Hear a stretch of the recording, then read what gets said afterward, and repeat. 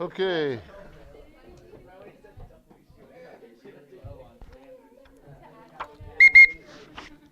That's second. Okay. Ninth grade. Hey! Third time. Okay. Let's have a word of prayer.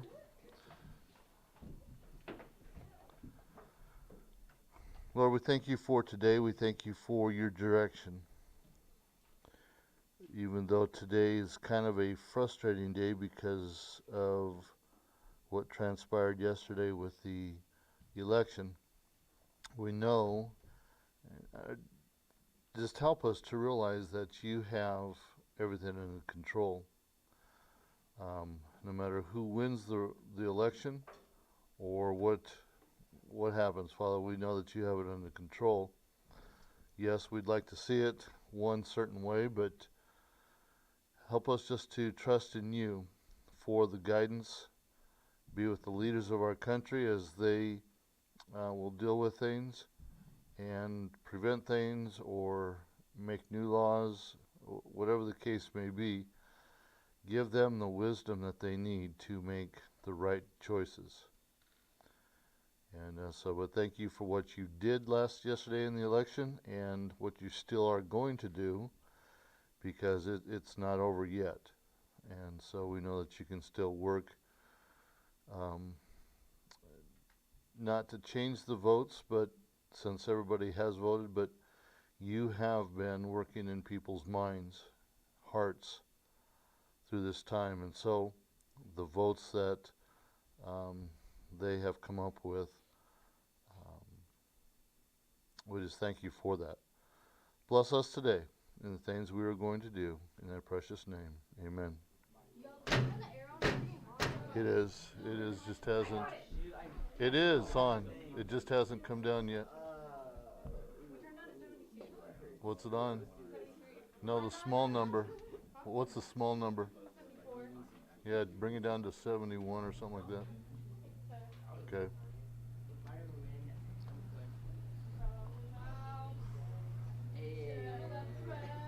Okay. Shh. Time to stop singing. Time to stop talking. Time to just listen, please. Time to stop playing chess.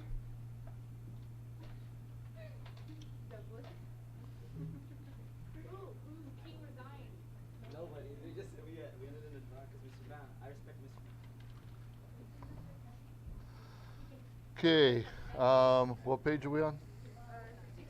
64 in your books. Isaac. Guys, come on. Amethyst, please. Quiet. Okay, page 64. We left off. We just got done talking about the bull-headed fool's anger. Now it's the pig-headed fool's anger. Okay?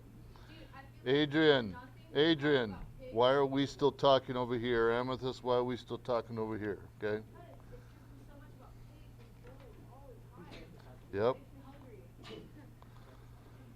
Okay.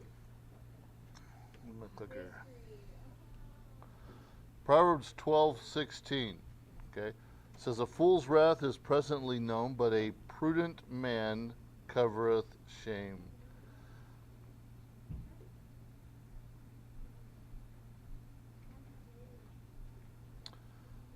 The pig-headed fool's sordid mind means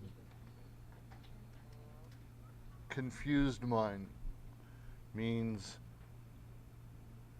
a mind that isn't thinking straight. Okay? Explodes with anger and frustration anytime he cannot have his selfish way. So one thing I hope that you have been getting out of this bull-headed versus pig-headed ideas is that the bull-headeds and the pig-headeds are selfish people. Okay? They're only concerned about themselves. Okay? And so the piggish fool has no control of himself in essence. Okay? Because on the first irritation, he bursts out with an uncontrolled impulse. Okay? Not this one. There is, shh, guys, I don't know how many times I've been very gracious right now, but just please show some respect and just stop talking or making noise or anything else that's going on or goofing off.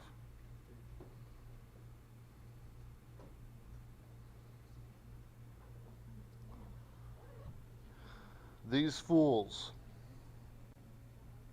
aren't thinking. They're only thinking about themselves if they are thinking. And so, an uncontrolled impulse, they just burst out with what they want to do. Okay? It doesn't matter where they're at, who's around them, what the conversation is, it's just got to be said. Well, it doesn't need to be said.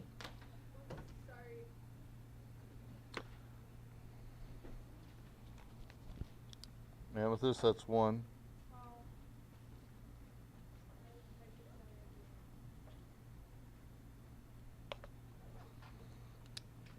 So, pay attention to these things, okay?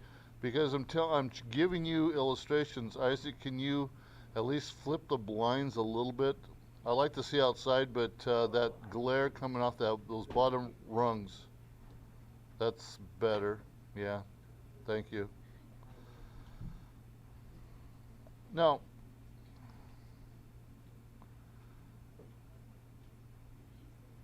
people that have problems with temper, and I'm not talking about getting angry over a certain thing, okay? Because we should get angry over sin, okay? But I'm talking about people that have anger problems, okay?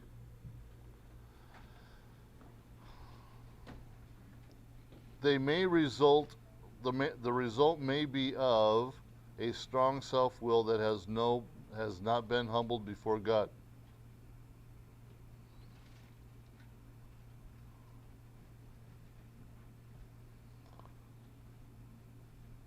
A play on words here. They're fat and self-centered. Okay? Piggish people. A piggish pride. Okay?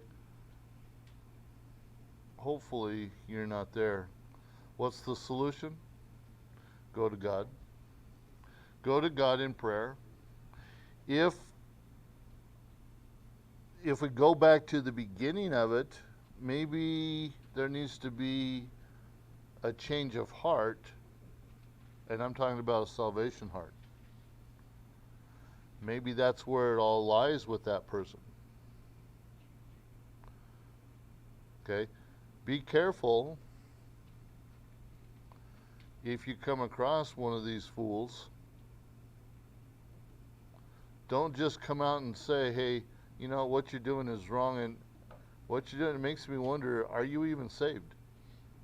Don't do that, even though you basically have legitimacy behind you, what you're saying. It puts you in an odd spot, okay? And then they look at you like, well, who are you to talk, type thing, okay? So be careful. Help them out in any way you can that's of appropriate. That's one, Adrian. Help them out in any way you can. Calm the storm. Keep your eyes on Him. He is going to give it to you if you ask. The origins, well, obviously, it starts at birth. Okay? Both the bullheaded and the fool and the piggish fool were born fools. We all were. Because desires as a baby. Okay? We want to be fed, we want to be held, we wanted to be, you know, whatever. Okay?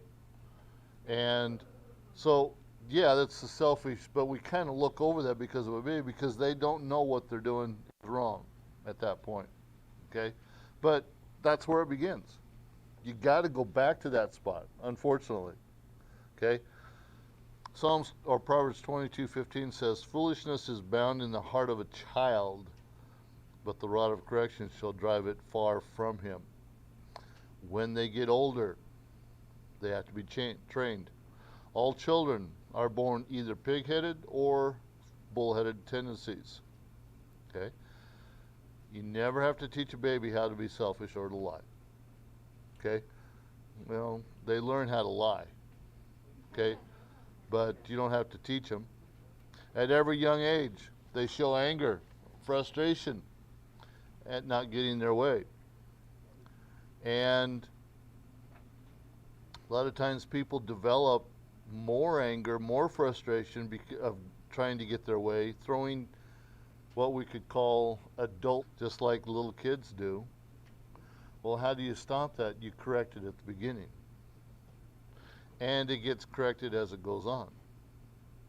And hopefully that person changes and realizes what they're doing is wrong, and that if they do it, there is a consequence coming. So we're all born sinners, fools. We have a self-will, okay? And we want to exert that in any way we can. A lot of times it's by rebellion. A rebellion of rules. Rebellion of authority. And it's not just teenagers, guys. It's adults too. And it happens with the best of us. Okay? We have to get corrected. That's the cure. The rod of correction. The rod is not a symbol of hatred. Okay? You disciplined me. You used to be, we were able, was not a problem of spanking a child. You spanked me. You don't like me anymore. You hate me because you spanked me, because you disciplined me. And a lot of times parents, teachers, authorities don't discipline enough because they don't want to be looked upon as a hated person.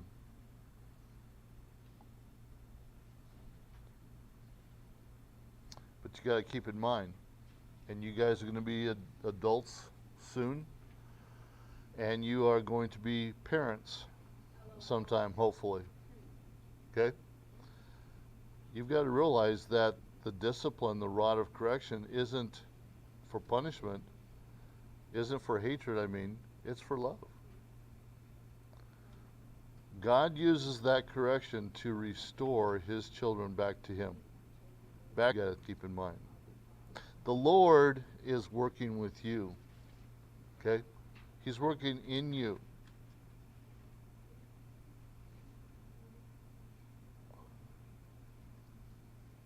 Don't fight it. Don't fight it. Allow him to work in you, because he's making you a better person. I think we all want to be better people. What are you going to allow? Are you going to be a bull-headed person? A pig-headed person? Or a wise person? No. Okay. Okay. That's lesson 7. Finally, we got through that one. That was a longer one. Okay. I do have worksheet 7. You want it, or you want to get it tomorrow? Okay. Probably I'll give it tomorrow, but it'll probably start next week's grades. Okay? So it won't go on this grading period, is what I'm saying. Okay? So we'll start it tomorrow. DLs, I'll send you a copy of it tomorrow. And Friday's verse quiz is Proverbs 10:12. Okay? Proverbs 10:12 is the memory verse for this Friday, and that will also go on next week's grades. Okay? I do that a lot of times just because if someone's absent, then I don't have to do a makeup late. Okay? So I just carry it over and get you started off on the right foot anyway. Okay? We're done about a few minutes early, about 5 minutes early. So DLs, you can sign off and go get you something from the fridge. Okay? Run to Dairy Queen if there's one close to you. Not one in Banning. You can run to Sonic or drive over to Sonic real quick if you want to. Go down to McDonald's and get an ice cream cone. Those are good. Or go to Starbucks and get an iced coffee. Okay. Or a Frappuccino. Okay. Or anything. But remember, if you get something, bring me one too. Okay. Okay. Have a good day, guys. See ya.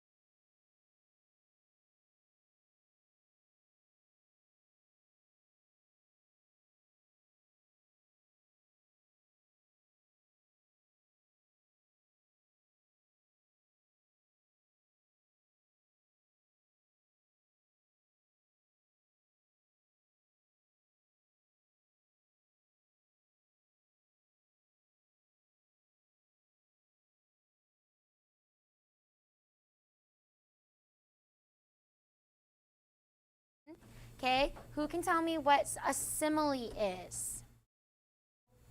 Okay, does anybody remember?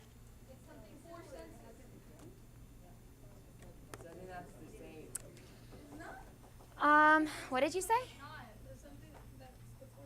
Okay, a simile, you guys look. Okay, is an expression that's weird. An express comparison of unlike things in which the words like, as, resembles, or similar to are used. Okay, so it's unlike things. Like we said this in the Bible, or in an example, the Bible gives us an example of a simile. Okay, it says, for all of our days are passed in thy wrath. We spent our years as a tale. Okay, years is compared to a tale. Okay, it's an meaning behind it. Obviously makes sense. Okay, same thing with my days are like a shadow. Okay, days are compared to a shadow. I am compared to grass. Obviously, I'm not like grass. Okay, those are unlike things, but our bodies, the human body, withers away with time, just like grass withers away. Okay, that's a simile. Okay, and an express comparison of unlike things. Okay, what is personification? Okay, giving human-like qualities to an inanimate object, maybe like a desk, like a tree. Yesterday we talked about a lonely pine. Okay, Jaden, whatever that is, please put it away. Okay, it's like a lonely pine. That is a tree. It was given human qualities of sleeping, dreaming, languishing, okay, just like humans do. But it's obviously an inanimate object. Okay, that is personification. Okay, we talked about Alfred Lord Tennyson. We talked about Heinrich Heine. Okay, he was a German romantic writer, just all the descriptions, okay? So let's talk about a metaphor, okay? A metaphor on page number 90 is an implied comparison in which one thing is described in terms of another. So the way that this differs from a simile, okay, simile is like, as, resembles, to, similar to, okay? It has that comparison within the sentence, but with a metaphor, it's like an implied kind of concept to something, okay? It's like one thing is described, but then it means something else, okay? So, for example, the Lord is my rock, okay? Obviously, God is not an actual rock, okay? But we know that a rock is a hard substance. That's something that we can rely on, okay? My fortress, we know God. Adrian, turn around. God is not like an actual strong city, okay? But he offers us protection. He is my deliverer. He is my strength in whom I will trust, my buckler and the horn of my salvation and my high tower. So it compares God to all of these things, but it doesn't actually mean that he's a rock. It doesn't mean that he's a fortress. It doesn't actually mean that he's a high tower, okay? That is what a metaphor is, okay? I might be going out of context here, but have you guys ever seen The Fault in Our Stars? Okay, if you have seen The Fault in Our Stars, it's about a guy with cancer and a girl with cancer, okay? He has a cigarette in his hand, but he doesn't light the cigarette. Okay, he says it's a metaphor because he's kind of having something that has the power to kill him. Obviously, we know that cigarettes can kill you, nicotine, okay? But he's not actually giving it power, okay? That is his metaphor, okay? That's something that's an implied comparison in which one thing is described in terms of another. Okay, I did not watch that last night, but I have seen the movie, okay? And it wasn't that good. Anyway, so let's talk about I like to see it lap the miles, okay? If you guys read it, obviously there's a picture there that can give you a clue of what it is, but let's read the metaphors and the descriptions that Emily Dickinson uses to describe this particular thing, okay? She says, I like to see it lap the miles and lick the valleys up and stop to feed itself at tanks and then prodigious step. Okay, that means enormous, all right? Around a pile of mountains and supercilious,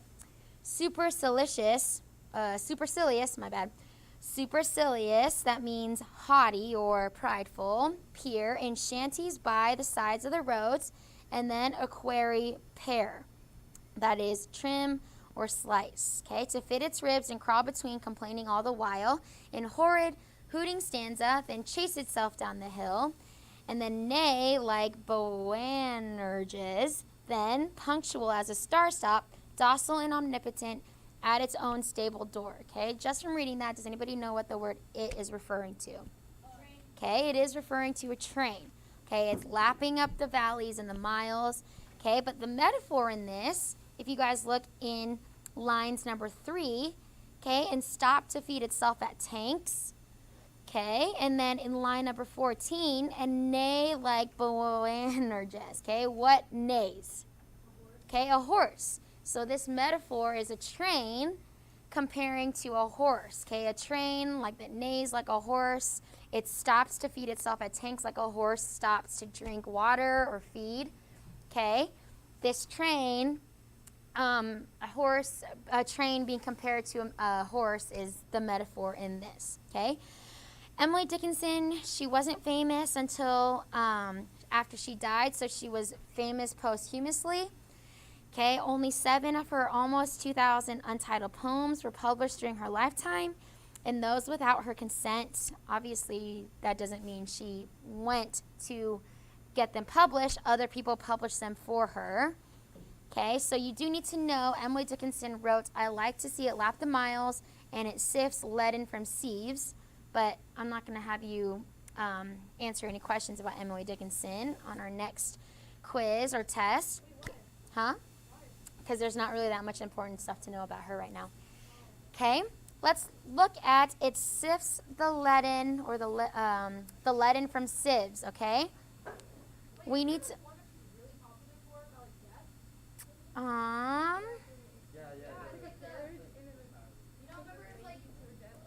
I don't know, but we'll talk about it in a second. We'll talk about that in a second, okay? It sifts the leaden from sieves, okay? What is the word it referring to in this poem? Okay, we'll read it let's read it first, guys, and then we'll say what we think it is, okay? It sifts from leaden sieves, it powders all the wood, it fills with alabaster wool the wrinkles of the road, it makes an even face of mountain and of plain, unbroken forehead from the east unto the east again. It reaches to the fence, it wraps its rail by rail, till it's lost in fleece. It deals celestial veil to stump and stack and stem.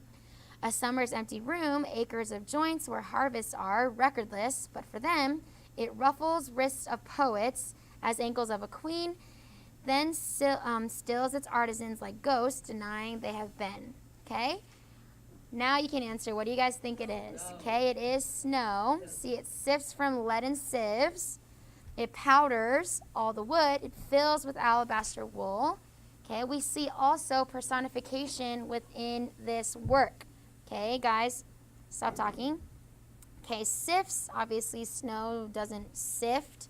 If you guys know what a sifter is, it's one of those little, like, metal, or it doesn't really matter, it has to be metal, but it's like those really, really, really tiny, like, draining thing that you can put flour in, powdered sugar, okay, so that you can sift all of, like, the flour clumps. Okay, that's a sift. It's kind of like talking about the snow here, how it powders. Okay, if you sift, then the snow is very fine, it powders, and then it fills. Okay, if you guys look in line number 5, an example of personification is it makes an even face. Ricky, how many times do I have to tell you to turn around? Okay, same thing, Adrian. Okay, it doesn't matter who it is. If you're pointing at Ricky, I already know it's both of you. What are you doing? What are you doing? Okay, pay attention. Okay, so it talks about making an even face. Obviously, snow doesn't have a face. Okay, that's an example of personification. It has a forehead.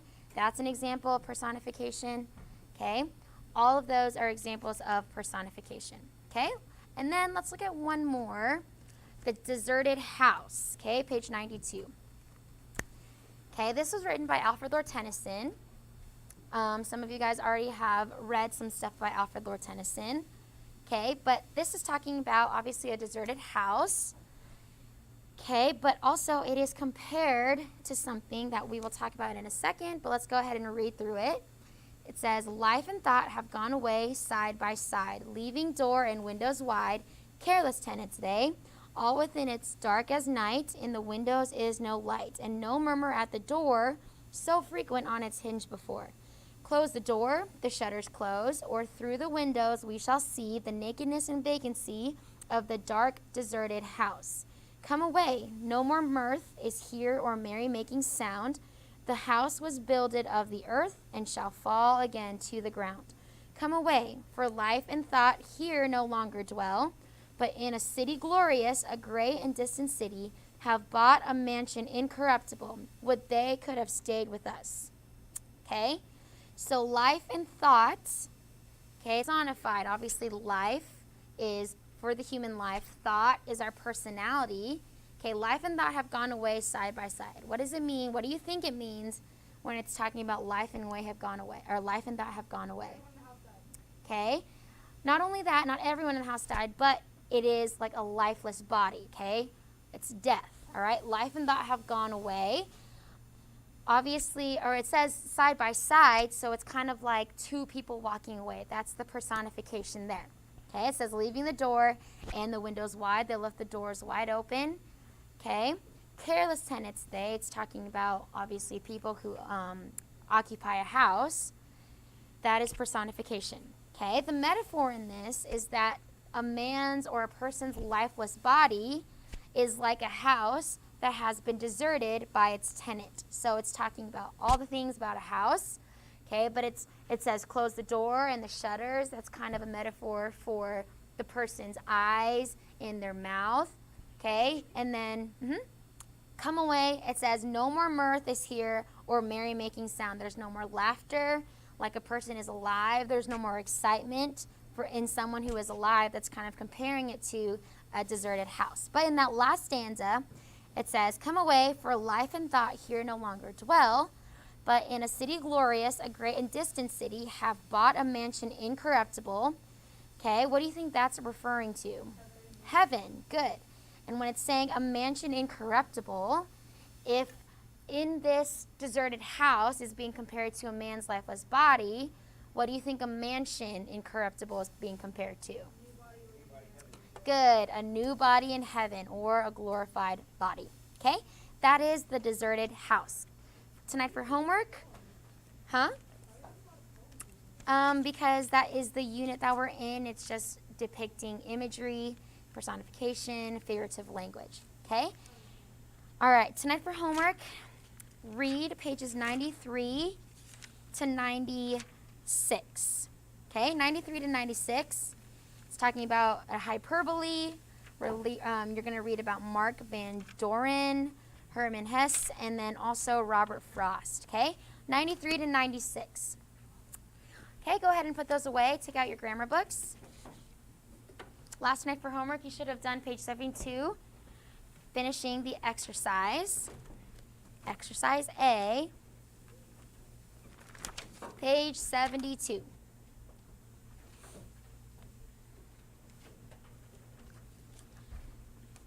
Okay, recognizing and correcting fragments. Actually, let's review for our quiz real quick. Take our quiz, and then we'll do that. Sorry about that, guys, okay? What is a sentence? What kind of sentence gives a command or makes a request? Good, okay. What does an exclamatory sentence show? Okay, sudden or strong feeling. That's an exclamatory sentence. What does a declarative sentence end with? Okay, what is the subject of an imperative sentence? Good, and understood you. Okay, and like I said, if you know how to diagram compound subjects and verbs, how would I diagram a compound subject and a compound verb?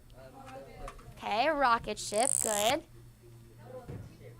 I call it a rocket ship because it's like, you know, fire blasting off, but okay, that's why I call it a rocket ship, but people call it house.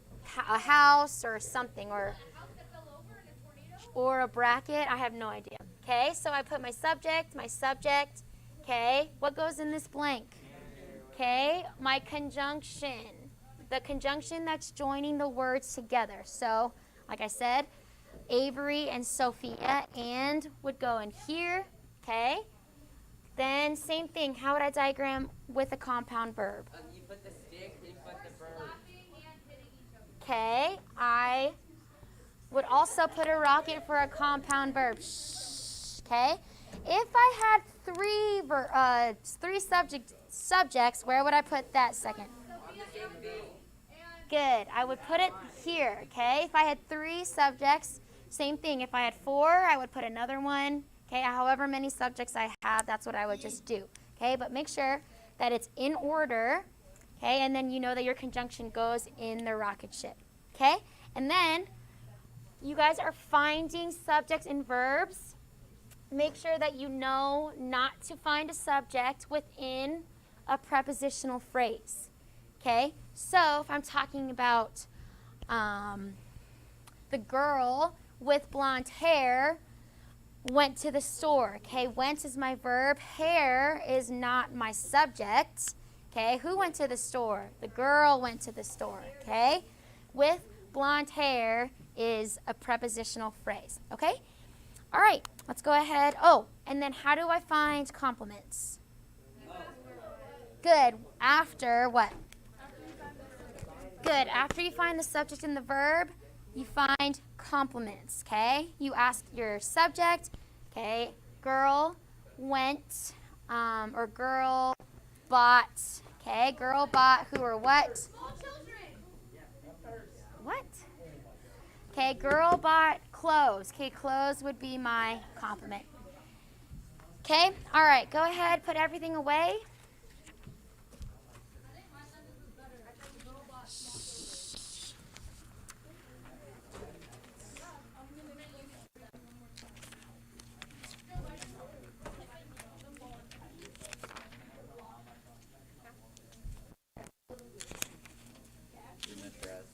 Huh? What? How am I Mr. S? Because your little or your thing says Mark. Oh. Mr. S. Oh. I was like, what are you talking about? My little thing says Mark. That's what you would put there. Guys, stop talking. I just said stop talking. Why do you have concealer? Yeah. Okay. Then you would put where number 2 is in the number 2 spot. Austin. Right here.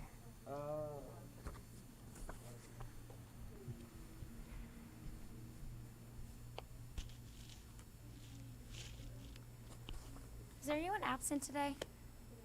Savannah.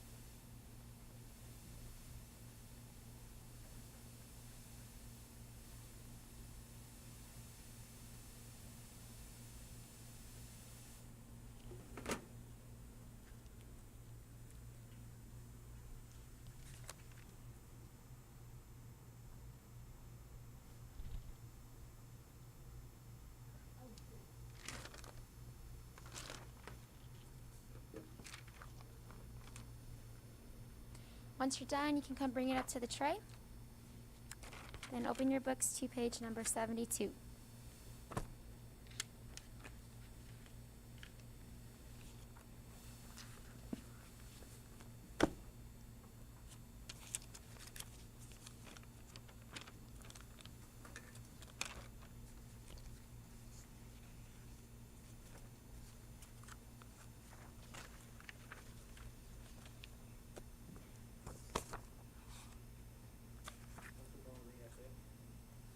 Yes.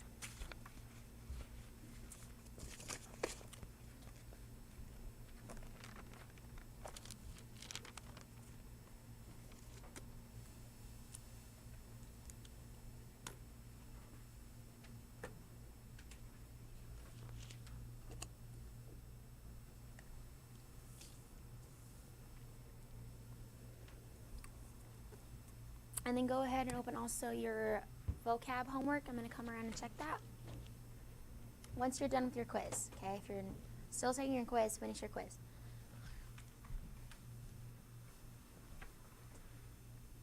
Good. Thank you for doing that. Okay. Grammar, and then also open to your grammar, page 72. These are cute. Okay. Yep. So on 10, Your diagram, what we just did on the board, you find the subject and you find the verb. So I can't do this T one, right? I have to do the bracket when we're Yes, diagram. if there are compound verbs and compound subjects. So you need to find all of your subjects. If there are more than one, that's when you would do the rocket. If there's one subject, that's when you do the T. That's for you to tell me, okay? Good. Good. We did those in class yesterday, so you can fill those out too. Do you have homework from yesterday? Okay. Okay. Next time, be prepared for class. Huh? Do you just, is it your grammar and your spelling book? Yeah, just like grammar. Okay. Page 72, exercise A. And then in vocab. Good.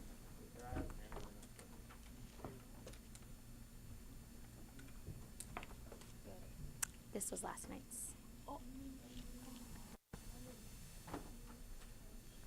Okay, work on it right now, Adrian. Good. Good. Okay.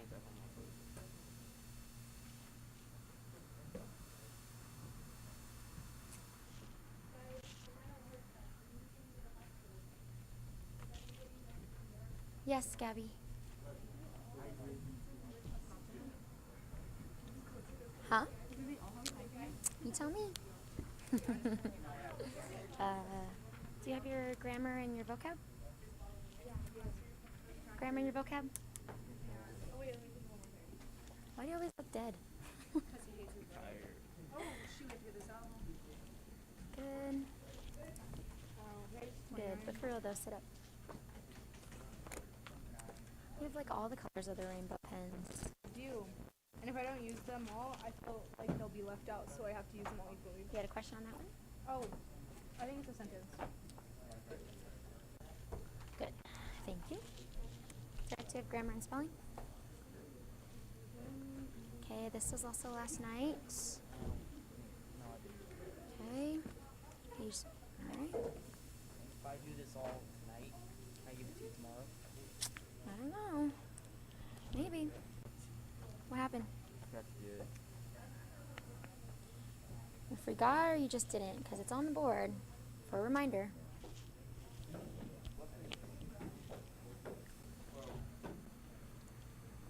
Good. And then grammar? Oh, right, sorry. Good. Good. Good. Good. Are you checking this one? Page 72. Good. We already went through this in class. Yeah. Good. And then do you have grammar? Page 72. And my brother from my grandma book at home, so I have to train the other thing too. Well, you should have written it down so that you can do it at home. Page 72.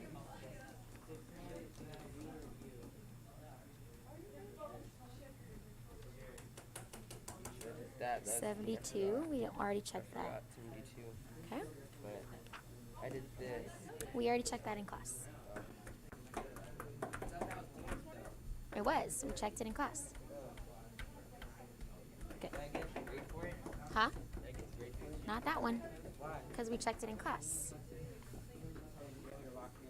Okay, you almost done? We gotta finish up. Yes, Jesse. Does 7 or have a complement? Do they all have complements? Not all. Not all. So Good. Okay. Yeah, Adam, you have any questions?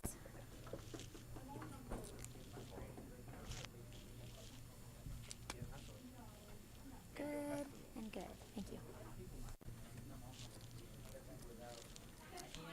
Whoops. Have your grammar and your vocab out, please.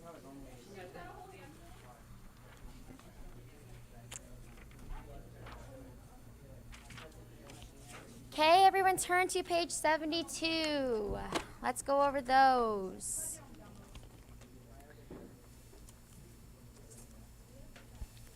Okay, what is number 3? Who has that answer? The Phoenicians learned how to use fir and cedar to decorate buildings and to make fine furniture. Good, it is a fragment, okay? Number 4, Justin finished Melville's Billy Budd.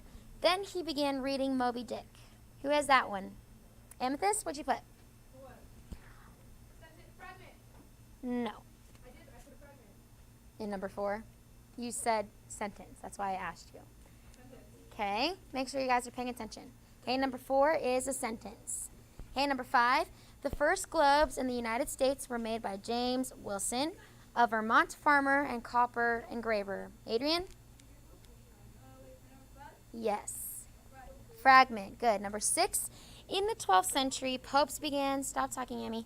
Okay, in the 12th century, popes began to search out heretics, members of the Roman Catholic Church who disagreed with any official church opinion. Who has that one? Doug? No.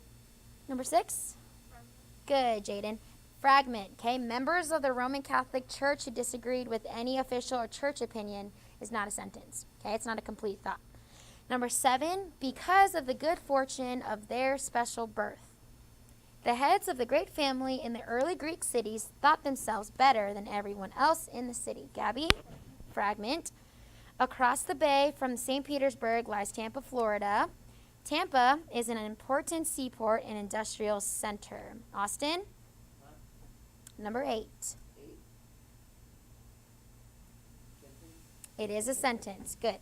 Number 9, the patriarch Abraham used a few hundred men to defeat the armies of kings from the east, who had previously devastated the Canaanites in battle. Lena, what's that one? Okay, what did I say about everything in class? Outside of my class needs to be put away. Okay, it is a fragment. The number 10, Samuel Colt patented his revolver in 1835.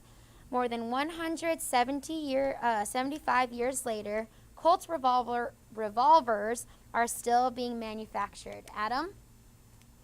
Sentence. Good. Okay. Tonight for homework, do exercise B. Okay.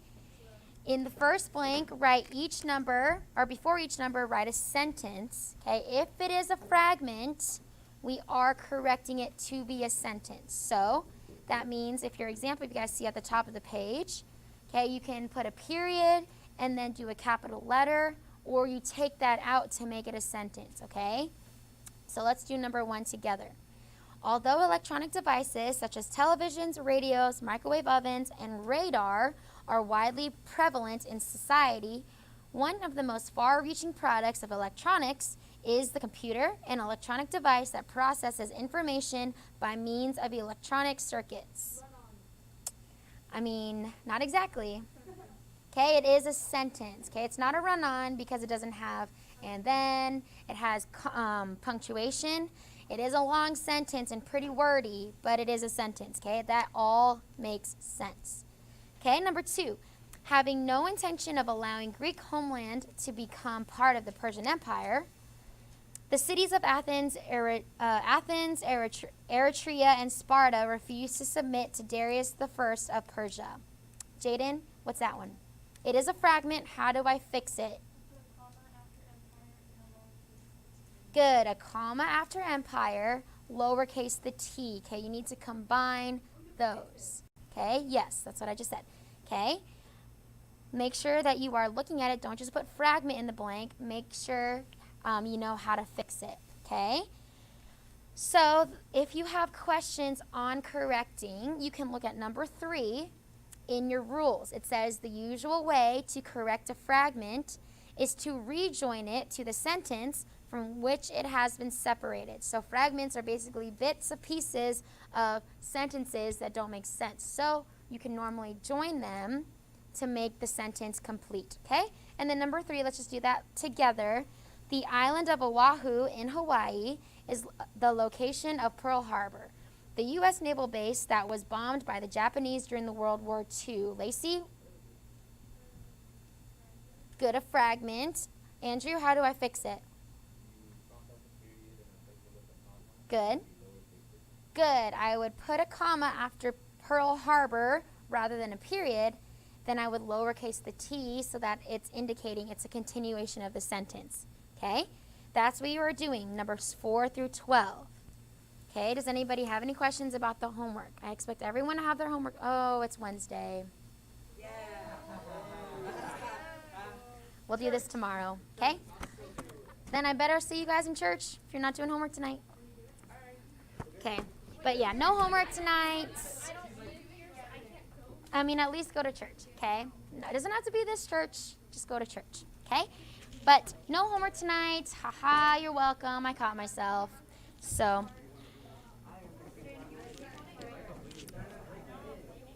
same thing for literature. You don't have to read those tonight, okay? Yes.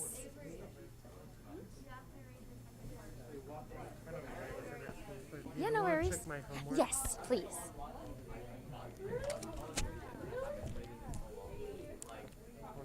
27, 20. A little bit back. Exercise A. Good, good. We still had people not do it. I didn't want to give them free answers, so we'll check those for real in class tomorrow, okay? Yes, and C. Thank you. And then grammar, page 72. Good.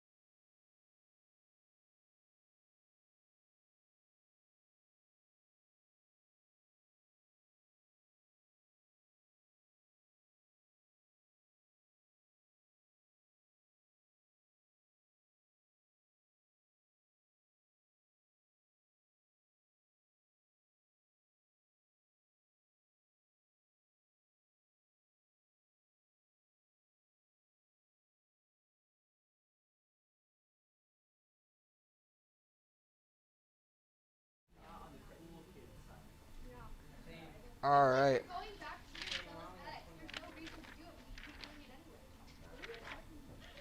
We have no idea what she's talking about right now. Shh. All right, everyone, quiet. Here we go. I think we left off with Juno, right? Or Minerva. Minerva. All right. Vesta, also known as Hatia, goddess of hearth. What's hurt? Really? Explain. Okay, so in like Roman days and stuff, the houses didn't have Quick any explanation, houses, quick. right? Oh my So they would have like a fire and it was like the central hearth. It's where like all the family would Then gather. say Kind hearth. of like when you have family dinners, you know what I'm saying? No, it's like the heat of the heart. That's how you can remember it. The hearth. So a lot of the family would gather there, kind of like the family dinners. So that's why it was important. All right, here we go. Moving on. We got to catch up a little bit because I did something a little bit different yesterday, so we got to catch up in the notes. We have Ceres, or Demeter. This is the goddess of agriculture. Okay, and we also have Venus, also known as Aphrodite, goddess of love and beauty. Yes, sir. Austin. What did I say? You could type it, right? Yes, but you better not copy and paste. Put the shoes away. You can glory at their looks, but not touching them. I'm going to give you number 54. I quit, dude. All right, here we go. Shh, Pantheon. Okay, some of these notes we have already gone over, okay, but we got to fill them in. So Pantheon is a temple dedicated to the numerous gods of the empire. Okay, that's the outside. You got the inside. Cool place. I would like to visit. I think it'd be pretty cool to see the architecture of these areas. Shh.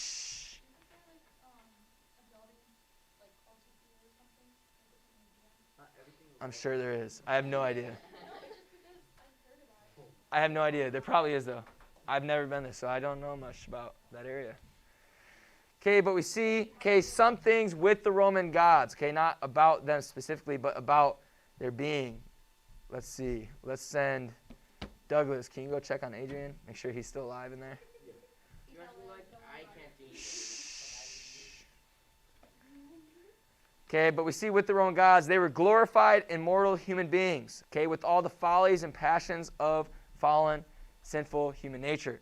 Okay, obviously, with their power, okay, with their being immortal, all these type of things, okay, but they were personified after humans, okay, human desires, human sins. That human nature was still inside of them other than that they were considered gods. They also provided no meaning or purpose to man's present existence. Okay, they were kind of just there. They didn't really have any meaning. They were just, hey, they're our gods. We worship them. We worship whatever they are. It's like, we want wisdom. Oh, goddess of wisdom, give me wisdom. You know what I'm saying? They didn't really have much meaning to the people of Rome. Basically. Also, and he wouldn't make it rain. He's the ocean, dude. Not water, the ocean. It's different. Who's the god of the rain, brother? God of rain. No, he's not the god of rain. Zeus, you be praying to Zeus. He's Yes. the god of the sky. Okay, then we also have provided no hope for life beyond the grave. But it was possible to get to the Isles of the Blessed, which was like ultimate paradise, and you could relive your life. But it's not real, though. So no purpose. I know what you're saying, though. Okay, with this, okay, yes, sir. Yep, I'm sorry. I'm trying to go quick. If I'm going too fast, just tell me. Trying to catch up. Things we've kind of already talked about, okay, but some notes we got to get filled in. Good to hopefully Yuvia or Giselle, okay, make sure you're putting your name in or saying you're here again so I know and it can count you as present. Also, make sure you're turning in all your work. Remember, if you're not sending a picture that week or turning in on Friday, you receive a 0. All right, there's no more lenience on this. You can't ask a week later, hey, what am I missing? And I give you all your assignments you're missing. Nope. If you don't have stuff turned in, it's a 0. Just like the students in class, they don't turn something in, it is a 0 at the discretion of the teacher. Okay, also, so meaning I have given plenty of people grace. Most of you can attain for this if you've forgotten. Maybe I give half credit, sometimes full credit, okay, at the discretion of the teacher. Yes. Okay, the birth of Jesus Christ offered. Okay, so we see these Roman gods, the emptiness of them to people. Okay, they're there, but it's kind of just empty, certainly to the Romans. But the birth of Christ, thank you, offered the people of Rome, or the Roman world, hope of salvation through the living Savior and the Lord, who provided forgiveness of sin and eternal life for his followers. And we know that, right? We know the Bible. We hear it in Bible class. Okay, this is what he provided to the people. And we're going to see it way later on, but the growth of Christianity throughout the whole Roman Empire, the belief in it, and no matter how much, I will talk about maybe in the next chapter, the persecution of them, Christians in God and Jesus Christ, the spreading of the gospel, continue to grow no matter what persecution hit them.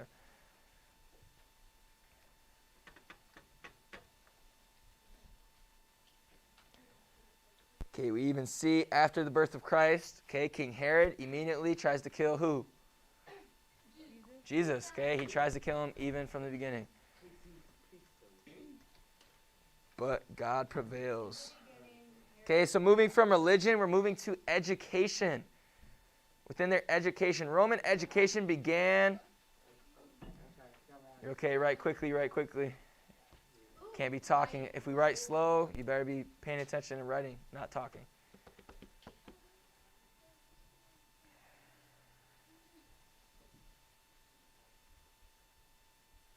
All right, you got 5 seconds, then we're moving to the next one. If you miss something, just get it from a classmate or ask me later. Okay, Roman education began in the home. Okay, remember we talked about how the father would do what? Yes, but he would send his sons to school. Okay, the mom would do what? Yes, but she would teach. She would teach the daughters at home. Okay, yes, she was the basic, the foundation of the philosophy of the stay-at-home mom. It's funny how stay-at-home moms have been like a thing since like. Listen, I'm not Yes. a stay-at-home mom, but I could never. Pros and cons. Ever choose that. There's pros and cons. I could never do it. Okay, so we see the Roman education began in the home. Foundation of it began at home. Guys, quiet, turn it down. Okay, I love comments, but quiet. Okay, the pater familias taught his sons, or also known as the father, okay, taught his sons reading, writing, arithmetic, okay, moral values, Roman law, and culture. Would they actually like go to school, or would they just be like schooled at home? Mixture of both. Is it Mixture of both. architecture really close? Yes. Because remember, Roman is partially made up. Remember Greater Greece, Magna Graecia. Okay, so you have a mixture, certainly in beginning times, a mixture of all these different people. The Roman weren't really their own Roman Empire quite yet. This is still introduction of their culture. Quickly. Okay, also, everyone good on this one? Okay, the Roman mater, what do you think mater is? The mother, okay, taught her daughters the duties of marriage and how to manage a household. Okay, that is a job. Even though we might not always believe it, it is a hard job. So those mothers who are working a job and doing the household part, it's a lot of work. Okay, love your moms, man. They do a lot for you. My mom still does a lot for me, you know? They never stop. They never stop. Huh? Well, I mean, I do live over 2,000 miles away from my parents, so. Well, then why don't you stay over there? They live in Michigan. Yeah, go to I'll buy your plane ticket. How much is the plane Yes. I have? They're actually, plane tickets are very expensive to Michigan. Round trip for one person, anywhere from, no, not that much. It's probably like anywhere from 400 to 700. That is a lot. All right, shh. Okay, they also place much emphasis upon tradition and Roman virtues and moral precepts. Okay, so basically, the father taught his sons, either sent them to school or taught him himself. Okay, maybe taught him his trade. So if you're a carpenter, you taught your son carpentry. Okay, and then the mother taught the daughters, and she did all the household things. Okay, within this culture of education, we have the pedagogue. Okay, this is usually an educated Greek slave, okay, who was purchased to tutor a Roman sons and discipline them. Okay, so these Greeks at this time, okay, remember the Greeks were large. They were an empire. They had built their foundations of education and everything. Okay, Rome was just beginning. Okay, guys, stop. Just stop. Passing notes or whatever it is. Stop. Mask on. Adrian, taking notes. Don't give that face. Okay, so they would buy these people. Okay, they weren't completely slaves, but they would buy people and then make them kind of a slave teacher. Okay, where they could teach their kids or teach their community. Okay, Roman schools were modeled after and the influence by those of Greece.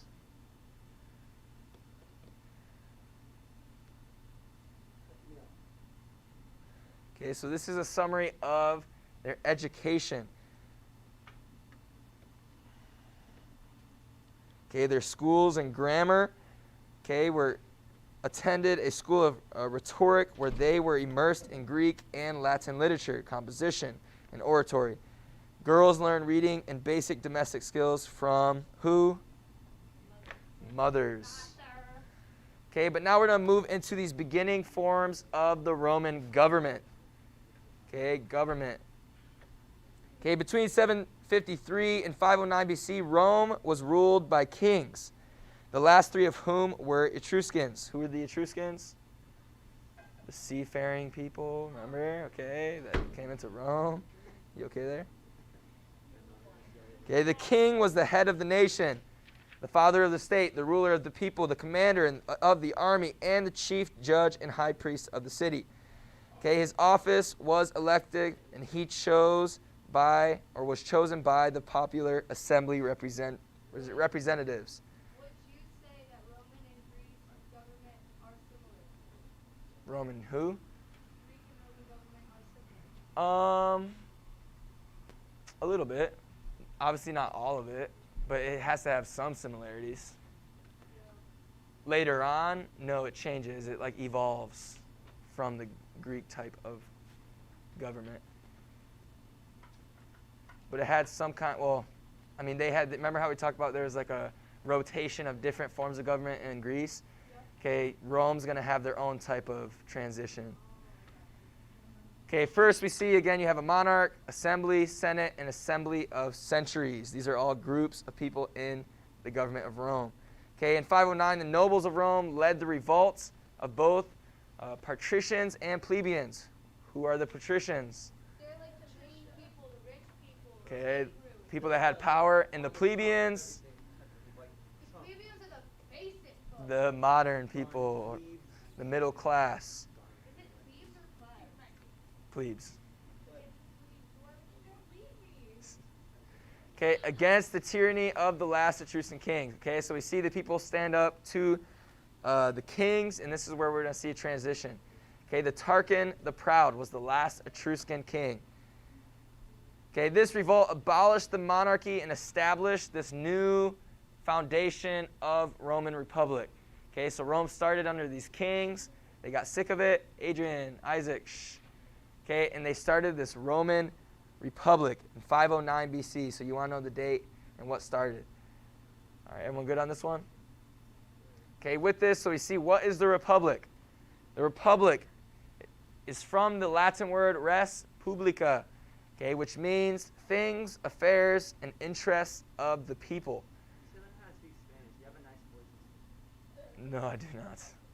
Yeah, my voice is lovely too. It's like It is a representative form of civil government, okay? So obviously not like our government, maybe a little bit like the democracy of the Greeks, okay, in which this political power is vested in the electorate, or all citizens eligible to vote. Okay, and more than one man rules. There's no more one man ruler or monarchy. Okay, we have more than one man or ruler to create balance and structure. Okay, but no, the republic is from the Latin word res publica. So, why? It's like another form of basic democracy then. Democracy, yes. It's a little similar, yes. Okay, so we see this starting, and it's going to grow and change throughout the time of Rome. Okay, consuls. These are patricians who were elected by the assembly of centuries.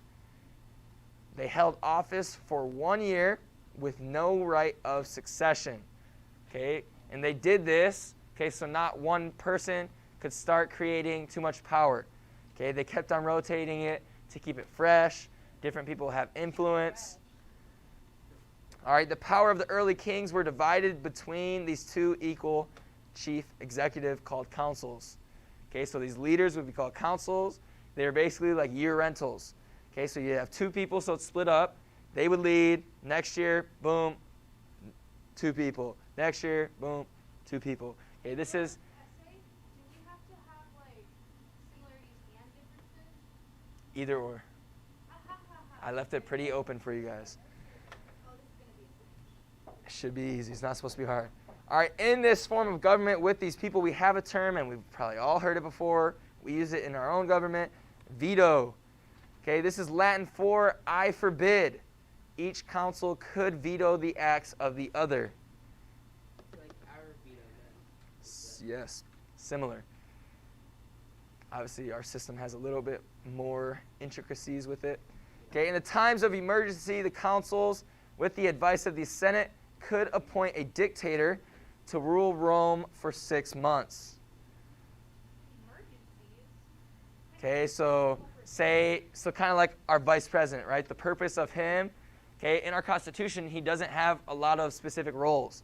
Okay, his role is to support the president, basically, to advise and assist. Okay, but if anything happens to him, whether he gets put in like a coma, dies, okay, who takes his spot? Vice president. Okay, so this is kind of a similar idea. Okay, so say a council died, the one-year rental council died. Okay, the Senate, okay, they would put in like a temporary 6-month or dictator, or maybe less time, to rule in their stead. What? Kamala Harris. Pray for us all. Yes, sir. Just write it on the side then. I've written my own slides. Those notes still aren't mine. I try to make them similar. I changed the notes, but no. This takes a lot of time. We'll get there, though. We'll get there. Okay, in this form of government, we're starting to talk too much. Gabby, turn around and quiet. All right, we have this term called, yes, sir. Quickly, concilium plebis. Okay, this is an official plebeian assembly that was formed in 493 when the plebeians refused to serve in the Roman army until they were given the right to participate in Roman government. Okay, these plebeians, or the lower people, they said, hey, we're not sending our family, our sons, our fathers, okay, our cousins, we're not sending our family to the army to serve you until we have a voice, until we have a purpose in our government, a say. Okay, so basically how it was, okay, the patricians would rule, okay, and they say, hey, plebeians, send your family to war for us. All right, they said, no, we're done with this. And this is the concept of concilium plebis. Guys, I'm going to move one of you or two of you, okay, quiet. We're 9th and 10th graders. I shouldn't have to tell you repeatedly. Everyone got this down? Austin? Okay, this is going to lead us to another term that is used. No eating in class during my classes. What else says demerits? We have a tribune. This is a political office created to represent the plebes. Okay, so they finally got what they wanted. They had the power. That is a typo. Give me 1 second. It should be block.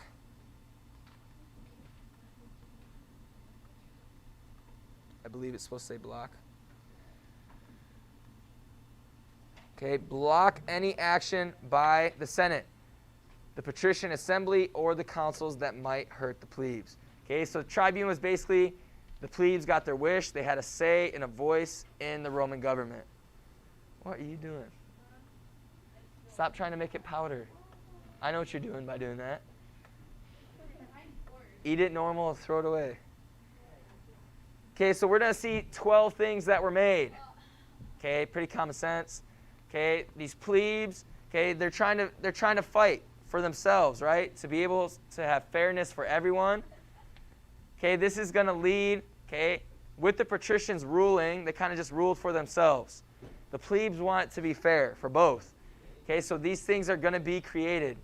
Gentlemen, people in the left back, quiet or you're all being moved. Okay, we have the 12 tables. I'm not going to say it again. Okay, the written laws of Rome, okay, that were set up in the forum. What is a forum? Adrian, no more eating and put your mask on. It is a meeting place, okay, kind of where they would meet and to go together. Okay, in 450 BC, making the law accessible to all citizens for the first time. All right, this is what the plebes fought for and made, okay, to create consistency, to not allow the patricians to be able to just rule and say what they want. Okay, so they said, hey, we're going to make the laws visible to all. Okay, so there can be consistency in this. All right, so they had the 12 tables. Okay, the law of the 12 tables were set up in the forum, as we just saw. Okay, the Rome's republican form was limited, or of limited representative government, and her reverence for the rule of law became two of her greatest contributions to Western civilization. And it is the foundations for Western, I'm sorry, that's another typo. Struggling today, I guess. Western political theory and practice.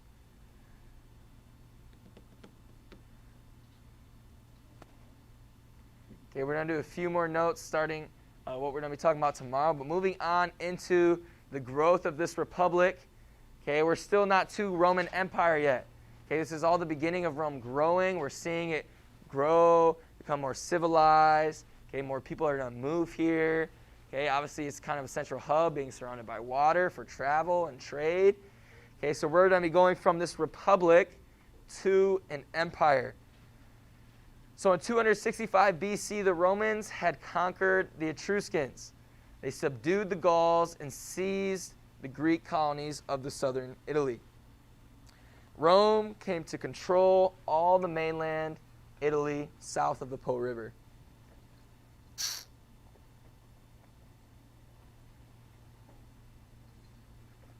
Okay, we're seeing Rome take control, or Romans take control. So it's not a bunch of different people living in their country, their cities. Okay, this is going to lead to Rome. Obviously, by conquering, they had an army. Okay, these armies were called something specific as they grew. Okay, anyone know? Gladiators. Not. Close. No. It was a large group, or large army. Oh, it's like a why are you not in your head? We are. Sparta. Sounds good. No. Oh, yeah, I counted 10. We are legion. Make America So legions, these are Roman military units of 3,000 to 5,000 foot soldiers and cavalry. That is a large army. Okay, they were always present in conquered lands to discourage rebellion. Okay, so very discouraged. yes. So imagine you conquer somewhere, these Etruscans or Gauls, say there were survivors. Okay, this would basically put fear into people, hey, we're not going to rebel against them or else they're just going to wipe us out. All right, so they would build camp. They would always be around. This is like their, like their form of law enforcement in Rome. In Rome. Because it's a famous saying, Austin. If you don't know it, you don't know. All right, Rome granted many conquered peoples Roman citizenships. Okay, so as they're conquering these people, okay, Rome was not known for just slaughtering them. Okay, obviously unless you oppose what they were trying to do. But they wouldn't just slaughter people. They say, hey, you can live here, and if you live and stay faithful to us for a certain amount of time, okay, you can become a Roman citizen, and you can have a say in our government. Okay, with all its rights and protections, by the 1st century BC, all the inhabitants of Italy were Roman citizens, so all these different groups of people. Rome encouraged her new subjects to think of the empire as a source of peace, order, and prosperity, for them to be able to work together for the greater good. They conquered like Asia and Europe, right? That's what you call it? They will, but not yet. But I mean, that's what like Greece and Roman conquered like Asia. Like Asia Minor, present-day Turkey. It's like Asia Minor. It's not quite Asia, but Also Asia Minor, Europe. yeah. Shh. What did I say? Stop talking. Don't sigh. Just stop. Okay, this is going to lead us, okay, as Rome's becoming an empire, and as people grow and get powers, what do they get? Power hungry. Yes, but with power hunger comes, Greed. Responsibility. Control. Sex, lies, and murder. okay, here we go. Okay, okay, when someone gets more and more power and more fans, they also receive more and more. There it is. Thank you. Enemies. All right, so say an athlete, right? Say he's loved by many. He's also going to be hated by many. All right, that's just how it works. Okay, so as Rome is becoming stronger, they're growing, they're getting official government, they have these legions, so people see them, they're like, oh, we know who Rome is now. Okay, they're going to create an enemy. One of their main enemies in the early growth of their empire, and this is, any guesses? Tip of Africa? Tip of Africa? Egypt. No, not Egypt. Ethiopia. No. Carthage. Carthage. Okay, by the 3rd century BC, Rome's only major rival. You mean Western? I think you see it in there. Man, I did that twice. Typo. 5 points of credit. I don't do that because I know there's always typos for me. Okay, Western Mediterranean. Okay, so you have Rome. Okay, you have Rome. Remember the picture of Rome? Okay, you have the peninsula, Sicily, Corsica, Sardinia. Okay, then you have Africa, the top. Okay, that whole top range was the area of Carthage. Okay, does anyone know, maybe bonus on our next quiz, does anyone know who started? We mentioned it a long time ago. Who started, this area or country of Carthage? A group of people from way back. Does anyone know? What? Nope. Phoenicians. Listen. We talked about it. Okay, in Israel, Phoenicians were who? What were they? What? No. What were they? Okay, they were sailors. Okay, they were sailors and traders. Okay, they weren't really people that wanted to stay home. Okay, they were always traveling to other places, and they made these trade posts. Okay, and we mentioned it when we were studying, Doug, no more. Same thing as Amethyst. No more messing with your guys' Smarties. Put them away or throw them away. Rick, Adrian, no more, or you receive demerits. Those 4 people that I just named, you are on alert now. Oh, I'm scared. All right, seriously, stop. We're almost done. Okay, but Carthage was started by the Phoenicians, by these trading posts, and as trade comes, it grew and grew and grew, and now we have this area of Carthage.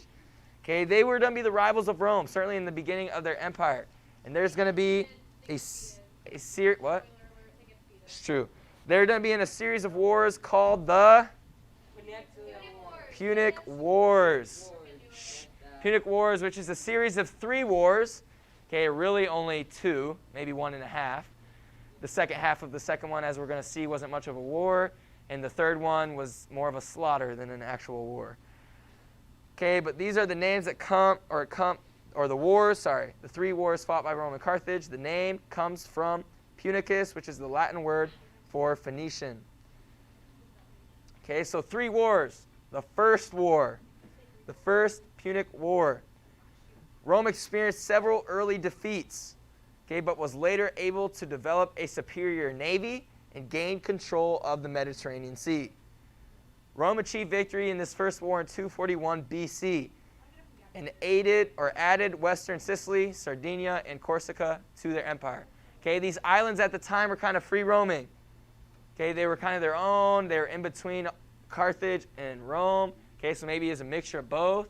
Okay, but in this war, Rome gained dominance. Okay, with their naval eliteness. Okay, they gained dominance over these islands.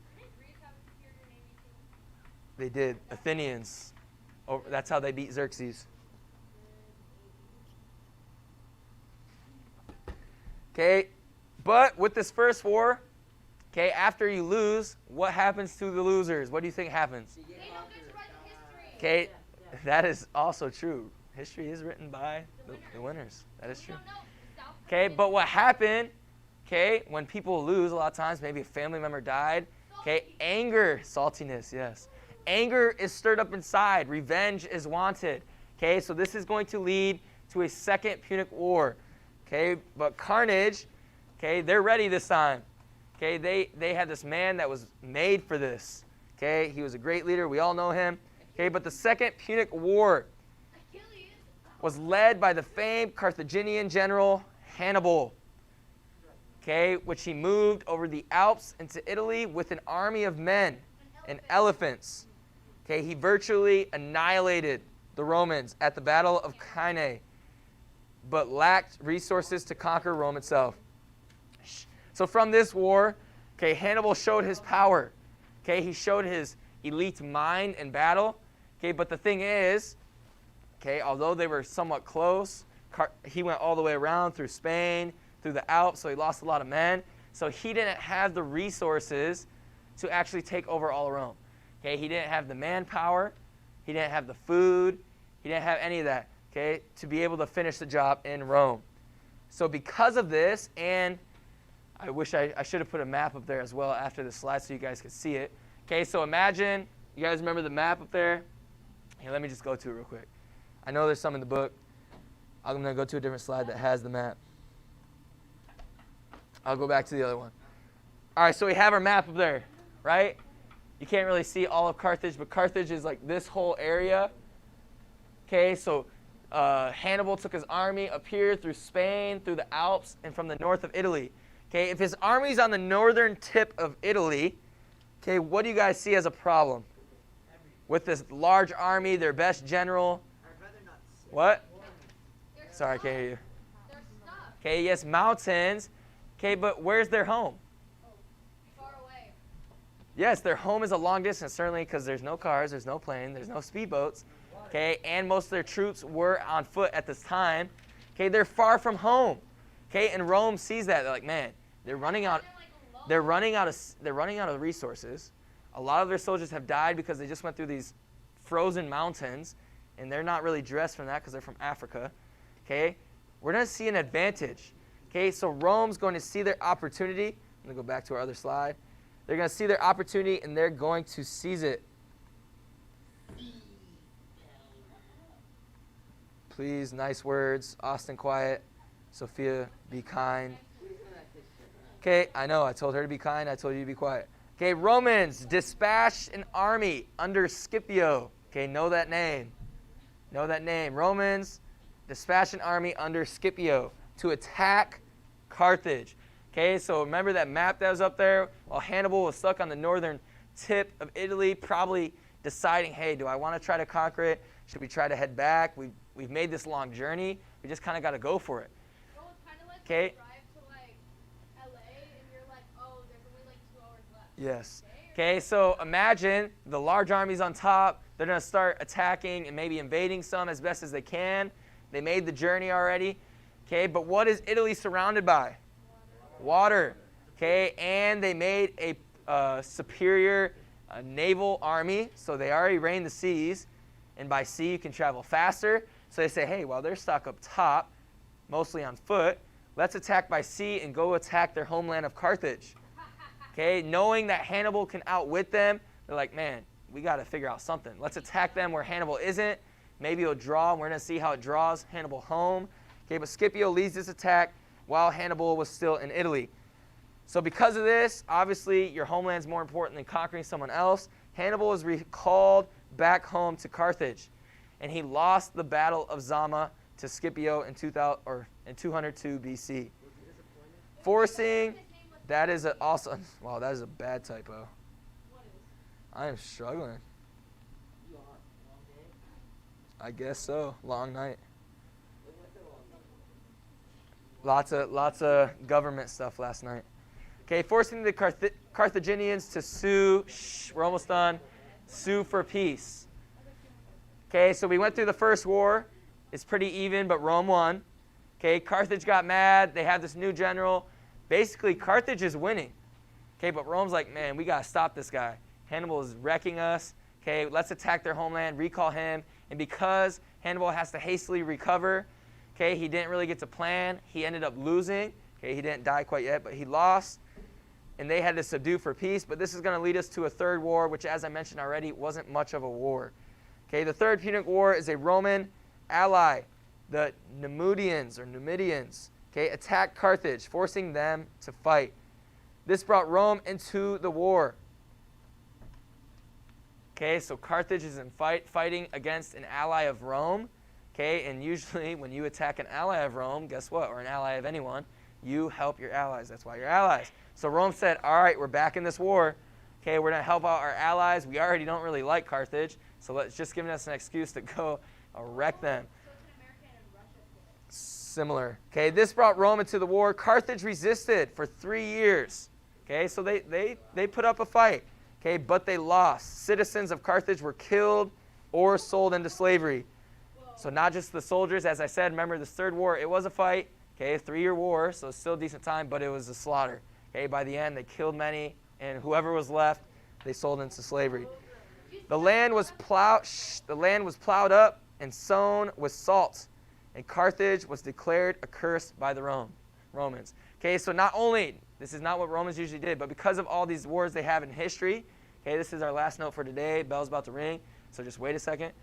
Okay, so because of all these previous wars, probably this hatred towards each other, okay, Rome's ally gets attacked, they get in the war, okay, they fight for 3 years, they finally defeat Carthage. And they not only said, hey, we defeated you, let's just be done with this.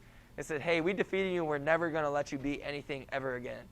Okay, so they kill all their citizens and the ones that are left, and soldiers. But the ones that are left, they sell into slavery. Okay, and then the land, so the whole area of Carthage is a large empire as well. Okay, they destroy the grounds, so they can't plant. You can't live there. All right, they made it a wasteland, so Carthage would never be anything great again. Okay, so like I said, okay, the Romans annihilated. They wrecked all of Carthage. And with this, yes, with this, our last note for today, with the destruction of Carthage, Rome reigned supreme in the Western Mediterranean until we'll see later stuff. Okay, but today we'll be done. It is Wednesday, no homework. Make sure you get that essay done. Okay, we will have a quiz on Friday. Quiz on Friday. Distant learners, let me know if you need anything. Good to see you guys. Okay, hopefully everything went well. Let me know if you guys need anything. We'll see you tomorrow.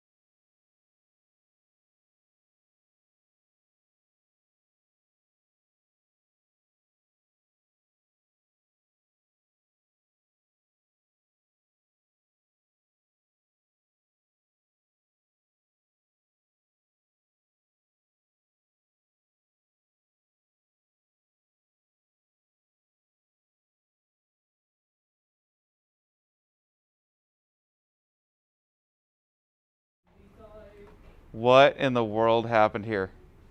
Oh no. Why is it just showing like the freeze frame of Mrs. Coral? What in the world? Did you leave her adapter in again? No, okay, look. If you look at the screen right now, it's just a freeze frame of Mrs. Coral, which is probably confusing remote learners. Like, because you hear me, but you're seeing Mrs. Coral. That's deceptive. Oh, that is. Whoa, bro, that's like the biggest catfish of all time. Wow.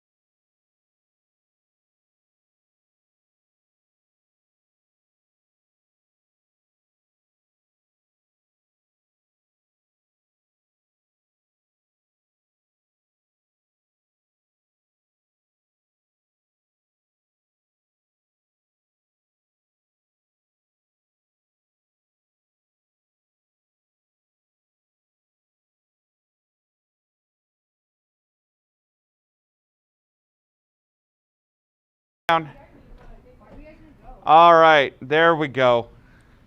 Welcome to geometry. And let's go ahead and take our quiz. So distance learners, you have just been sent that information on this quiz. It's just a PDF. This quiz is open supplement closed textbook. So make sure you guys are aware of that. And then if you guys will return those to me by scan or photo. And then I will see you guys in a little bit once our quiz is done here to finish up with today's lesson.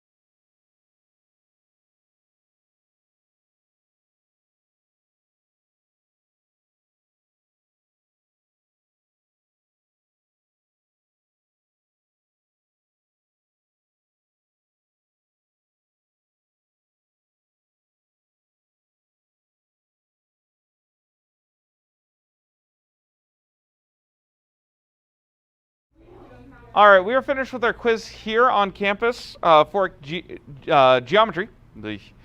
However, we are down to so little time, I can't even do the next exercise that we need to do, so we'll just pick it up tomorrow, dealing with exercise 2.8, number 4 on page 68, and we'll pick it up then. So I will see you guys later.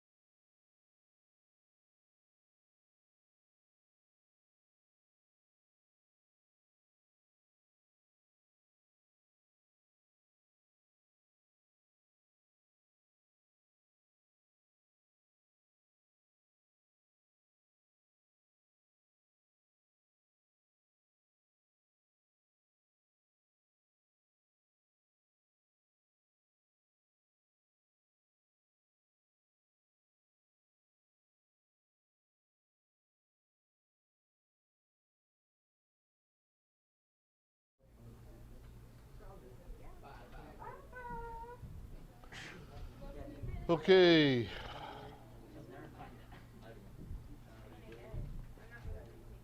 We're on page 10 of your notes, bottom of it, lesson 36. Okay. Wait, Mr. Brown, your birthday is like next week, isn't it? Monday. It is? Monday? So what would you like for your birthday? Peace and quiet. Quiet. I'll get you a lullaby. That's very hard to Wait, no, seriously, when's your birthday? Monday. You know what? I'm gonna bring you a blueberry muffin with a soda Uh, and a Snoopy plush. If I can Well, find your it. sister's is Sunday, right? My sister? My sister's is Tuesday. Oh, day after. Yeah, hers is Okay. the 10th and yours is the 10th. Mr. Brown, do you have a day off for Thanksgiving? You're rich, right? Just like you. Just like you. I've said it twice. Just the same as the students. No, do we have a day off? Like, how many days do we have off? I think we are going all the way up to the 25th. Yeah. I think we're going up to the 25th. Yeah. This year. Because of COVID. What? When does it start then? Like, no! Friday? I only bring one night. No. Thanksgiving's right here. So it starts on Thanksgiving. So, 25th, I said. Oh, when does it end? Come back here, the 30th. Oh, should I go? Okay. You know what this means, Gabby? Okay, let's quiet down. Let's get into this. Okay.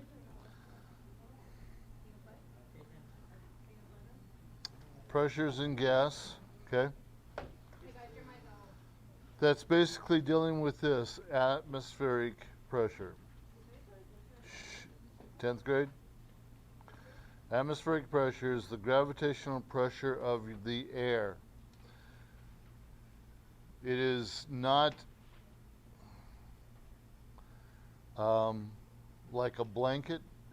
It does act as a blanket, but what you need to keep in mind is, like you see all of these little arrows on these stick figures, it's pressure.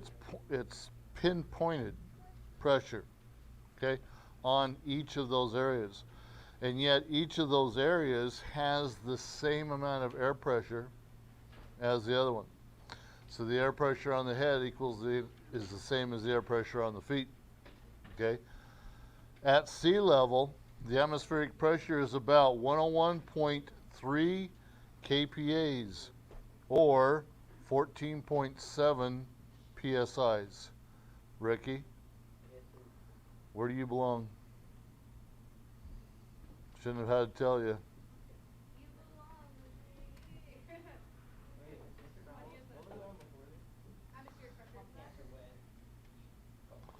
Okay.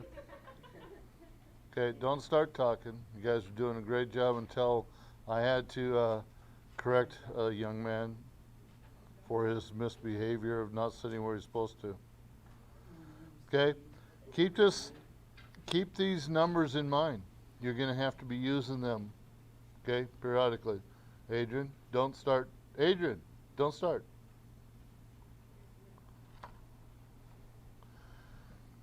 Okay, Torricelli's discovery.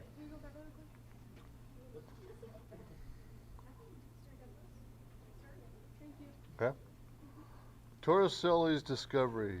This gentleman, in 1964, or 1643, this Italian, Evangelista Torricelli, proposed that air has weight, okay, and therefore exerts pressure, okay?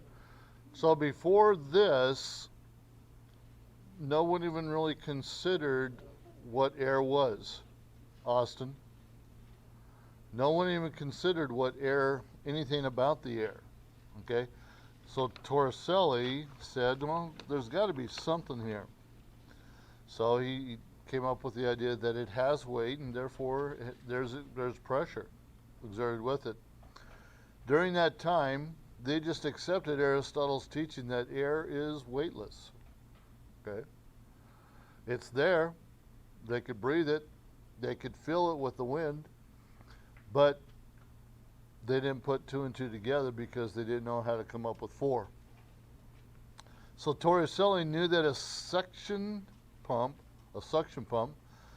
could not lift water from a well more than 918 centimeters or meters. That's 32 feet. Because of the gravitational pressure of the water at a depth of 9.8 meters equals its atmospheric pressure. Okay? So the atmospheric pressure was pushing the water down, not allowing the pump, the suction pump, to pull it up. So he came up with an experiment. He made a glass tube about 1 meter or 1 yard long with one end sealed. He filled the tube with mercury, covered the open ends of the tube, turned the tube upside down, placed it in the basin of the mercury. As he predicted, the pressure of the air supported a column of mercury about 760 millimeters tall. The remaining space at the top of the tube was left and therefore was called a vacuum. And this is where that started.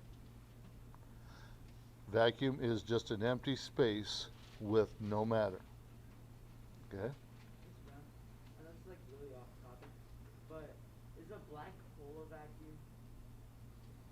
Technically, yes. Yeah, theoretically.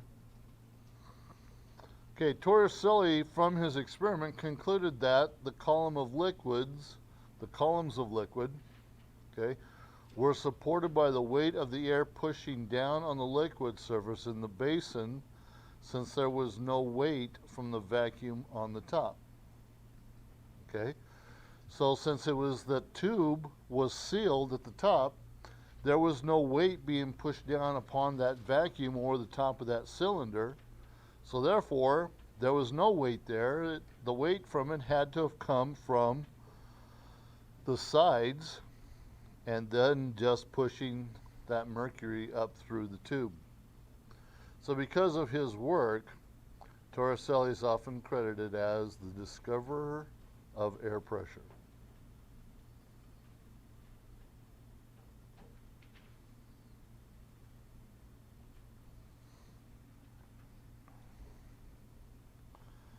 So, we've taken this idea of the air pressure and we've come up with an instrument to do that with, to measure it, and that's called the barometers. A barometer is just a device used to measure the air pressure. Okay, so the ring. So you guys can be on these things too. I didn't know this was a serious one. Sorry? Vacuum. So you can be on. There's some types. Here's the types of barometers. First of all, you have a liquid or mercury barometer. It's an instrument that measures air pressure using liquid mercury. Okay? Torricelli constructed that first barometer, the mercury-filled barometer.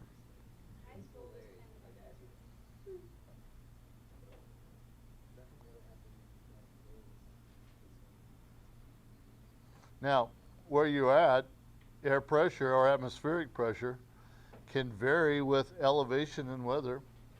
So, for example, good weather is indicated by rising barometer pressure, and poor weather is indicated by the following of pressure.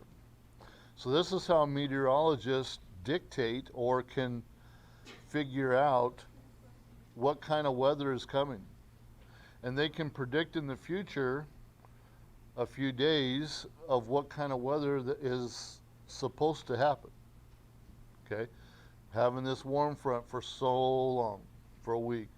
And then at the end of the week, the barometer is going to go down, and therefore we are going to have bad weather or some kind of different colder weather.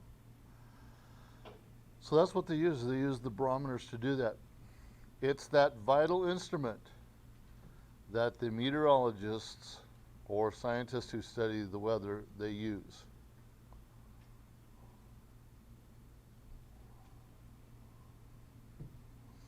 But like any type of machine, okay, there are some disadvantages of the mercury barometers.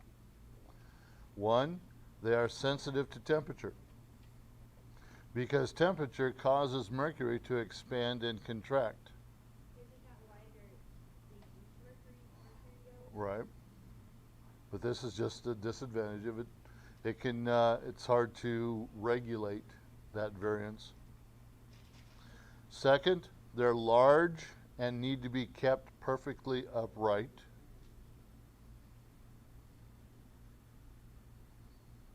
Because of their size, Ricky, put the shoe away. Get your notes out. Follow along, please. They're not portable, or at least they're not too portable. Okay? It would take a lot to move them, basically. Yeah. Okay? And they're not practical, number 4, D, for use in altimeters because of these 2 reasons. Mercury is highly toxic. Can cause what? Okay. It can cause burning of the skin too. Okay? Which in that case would create madness because you got upset because you got burned. What? That's no way it causes madness. You would get mad because you got burned. It causes madness because I know what you were saying. the chemicals in mercury actually cause people to go mad. No. The hatters that they used to make hats would like keep them with like mercury and stuff, and that's why the phrase, the expression "mad as a hatter" comes out, because the hatters would literally go mad. No, I understood what you were saying. I was just Oh, is that what Mad Hatter is? having some fun with it. Okay, so it's highly toxic and can be readily absorbed through the skin. Okay, so and you can get burned that way. Okay, is everybody done with this slide? This note, these notes?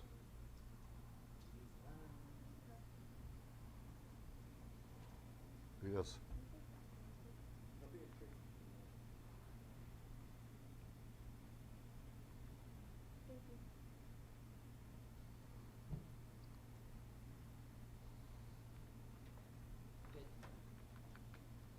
Okay, so that's basically your liquid barometers or your mercury barometers.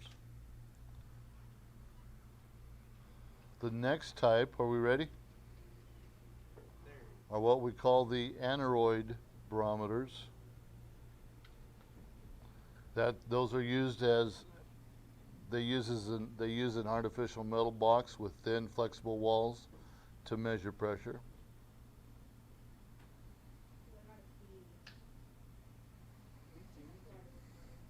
So this is how an aneroid barometer works. The walls of the box flex in and out with changes in the atmospheric pressure. Okay, so you've seen, you guys have done it with the water bottles, where you take a drink of it and the bottle collapses. Okay, that's basically this type of scenario. Not saying that your bottle of water is an aneroid barometer, but I'm trying to get you the idea. Think about what's happening, the collapsing and the filling up of the sides. Inside this barometer, you have a system of levers that are attached to one wall of the box. Okay, that moves a pointer to show the atmospheric pressure on a dial. Okay, so just like this little diagram, that little arm sticking out there is causing the movement of that needle on that disc and showing where it's going with the atmospheric pressure. Some advantages of the aneroid barometer versus the liquid barometer are they are portable, because most of them are fairly small. Okay, they are touch. They can be you can touch them, and they are relatively inexpensive because of their size and their makeup. Okay, the contents of their material. And the rouge and eyeliner, and If he uses too much eyeliner, then the lines that it creates get to be thick. Okay. Yep. Yep.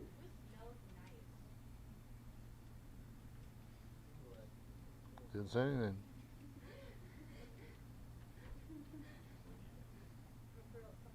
Okay, that's an aneroid barometer. Then we go to the altimeters, a device to use measure altitude.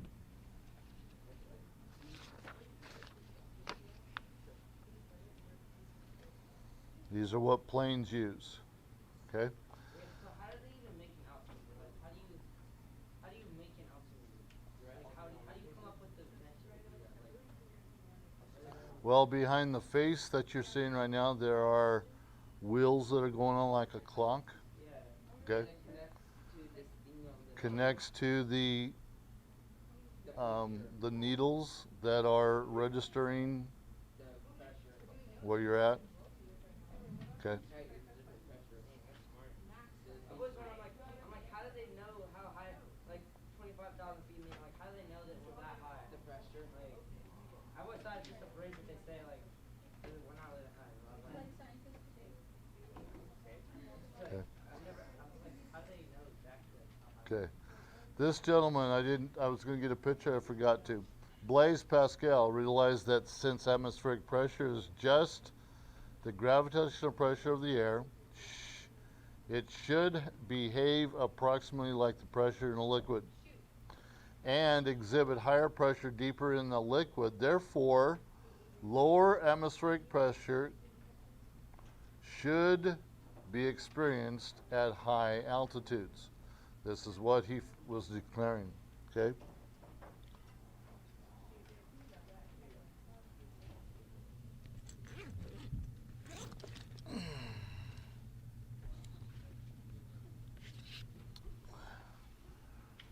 Got my chart out.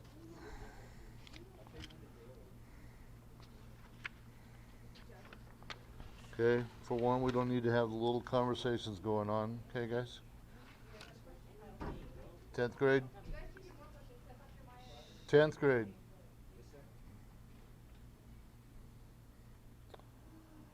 So Pascal just did an experiment with air pressure where he carried a barometer to the top of Notre Dame Cathedral in Paris, okay, to a height of 68 meters or 223 feet high. Shh. Can we stop the talking? Last warning.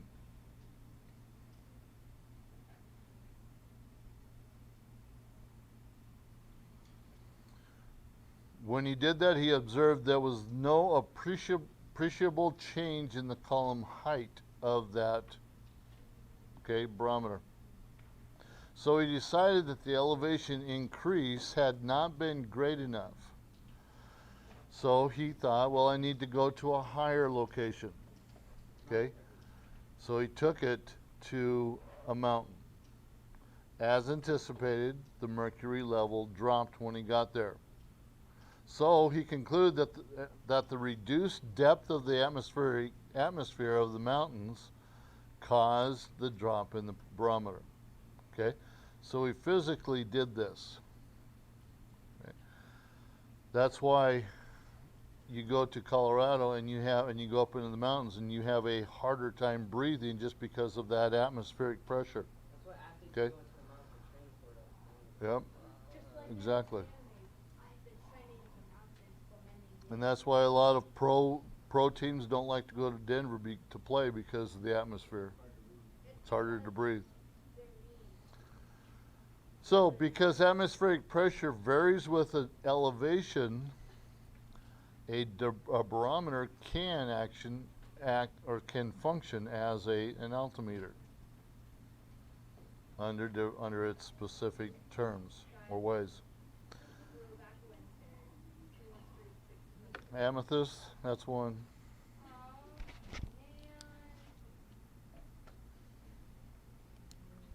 So, the ways altimeters usually use aneroid barometers. First, if we descend into Death Valley,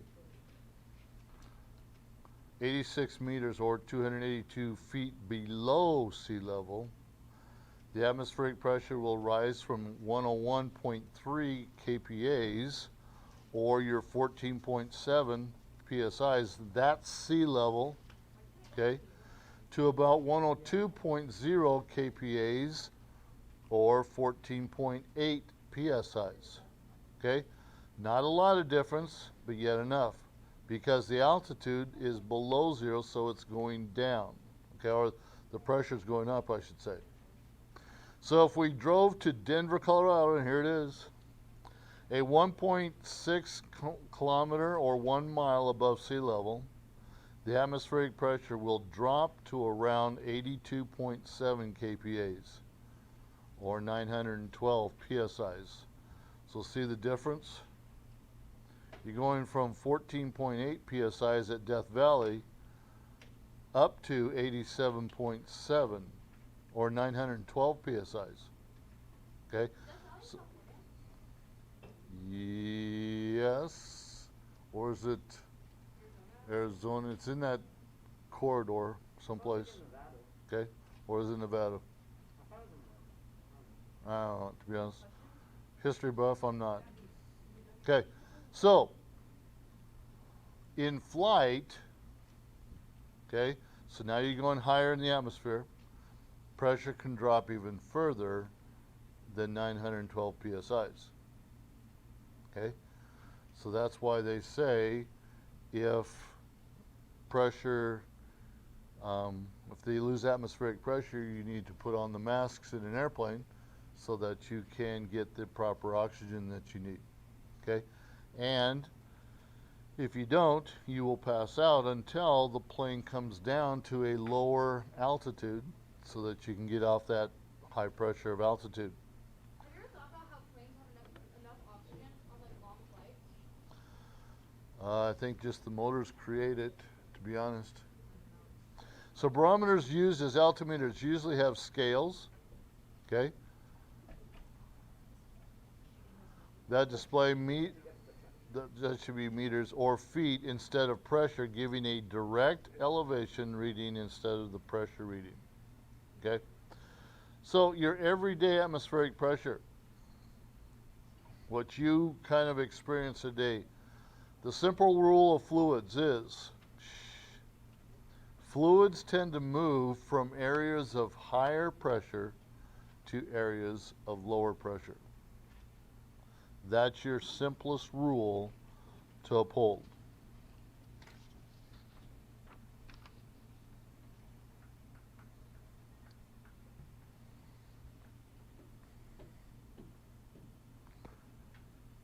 Always going from a higher to a lower.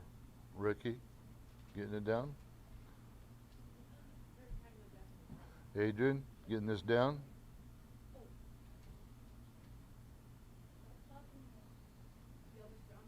Hmm? Yep. Amethyst, just go, please.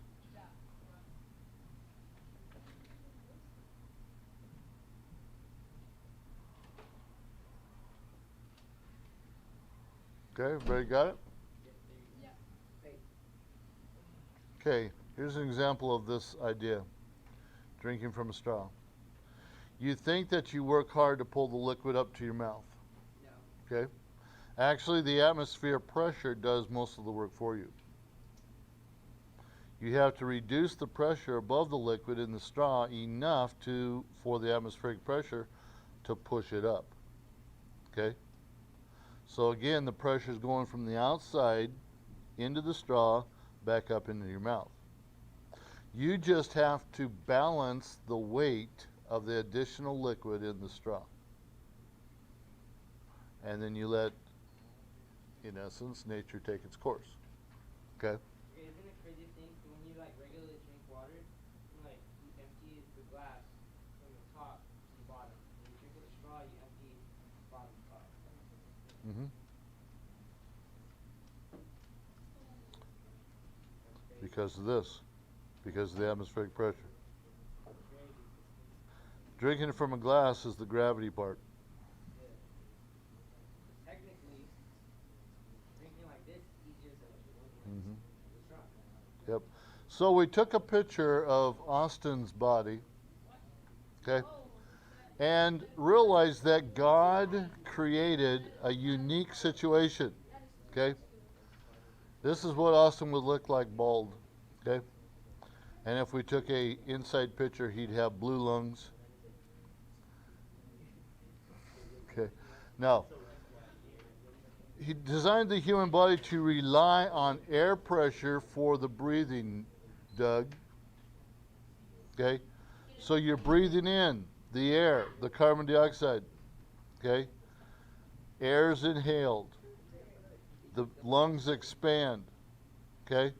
And then you are exhaling the carbon dioxide, or you're breathing in the oxygen, putting out the carbon dioxide.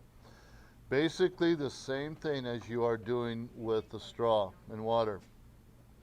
So a thin layer of fluid adheres to the outside of the lungs to the inside of the body's thoracic cavity, okay, to help with that pressure. So to inhale, your body says, I've got signals the intercostal muscles attached to the ribs and the breastbone and the diaphragm to start moving, to bring in that air, okay? And then to exhale, the body is just saying, okay, we need to reverse what we just did. And so you are doing that on a regular, unconscious level of atmospheric pressure in your body, on your body, okay? That's it for today, except 4.3 is your homework. It's Wednesday, we don't have homework. Then it's due Friday, This is that stuff. okay? 4.3 is homework due Friday.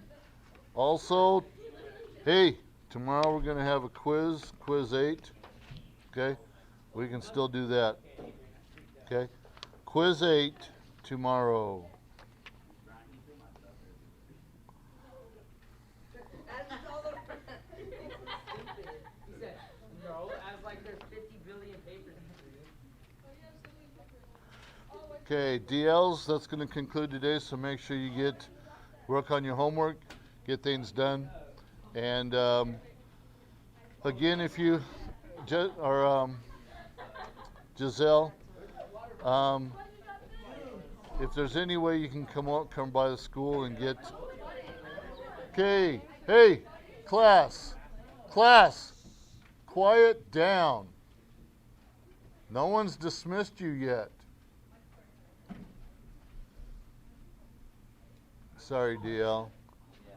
But Giselle, if there's any way you can come by the school to see me to get the notes that I haven't given you yet, please do that, okay? So that you can have them, okay? Okay. See you guys later.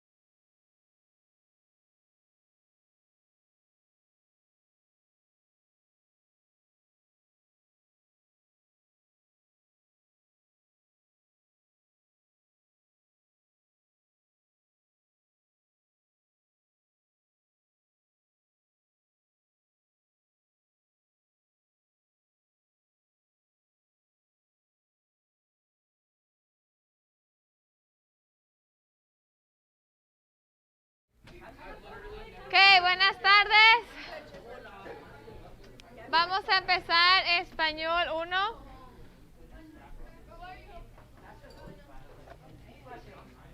Okay. Let's start by reviewing all of our verses. Today we have a new verse, as every Wednesday. Our new verse is Santiago 1:20, porque la ira del hombre no obra la justicia de Dios. Okay? So let's start with our very, very first verse. After we review our verse, we're going to go to page 282 in our books, and we're going to be looking at the demonstrative adjectives and the possessive adjectives, okay? After that, I have worksheets for you guys, okay, that I told you that I was going to give to you. I'll give this to you today. You'll be able to start them in class. There's work search, there's matching, there's crosswords, I think that's what it's called, and a bunch of other stuff. So everyone will take one of these home. Yes, these will, because it's just a bunch of review. You'll take these home and you bring them back on Friday, okay? That's when we have class. If you want to do it tomorrow during Spanish class, because I won't be here, you can do them. I don't mind that. Or you can just do them at home. There will be a different concepts that are different. They're worded different. But with the English translation, I'm pretty sure you can figure it out. It's pretty simple to figure out, okay? Other than that, today we're just going to learn our verse. We're going to go to page 282 after our verse. And once we're done with that, I'll pass these out. Make sure you have them. I think there's like 4 or 5 pages of those. They're pretty simple. You already know these. They're days of the weeks, month, farewells, greetings. So if you have any questions of those, look at them today. And if you have any questions, ask me tomorrow or Friday, okay? Okay, let's go ahead and say all of our verses, starting with Juan 14:6. Ready? Begin. Juan 14:6. Jesús le dijo, yo soy el camino, la verdad. Nadie viene al Padre.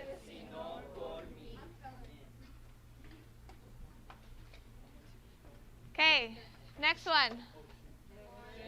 Efesios 4.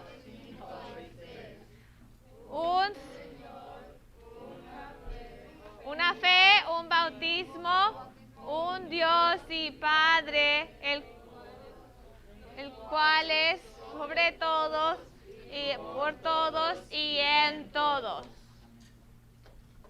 Okay? Does anyone know what's next? Santiago 3:6. Y la lengua es un fuego, un mundo de maldad. Okay? Hebreos 13:8. Hebreos 13:8. Jesucristo, el mismo hoy, ayer, hoy y por los siglos. Okay, this one is Santiago 1:20. Porque la ira del hombre no obra la justicia de Dios. Can anyone stand and read for me in English? Does anyone have their Bible? You have your Bible? Santiago is James, right? Yes. James 1:20. Anger. Oh. Mm-hmm. For the wrath of man worketh not the righteous of God. For the wrath of men worketh not the righteous of God. Okay? Let's go ahead and read it again, everyone together. Santiago 1:20. Porque la ira del hombre no obra la justicia. Okay, again. Santiago.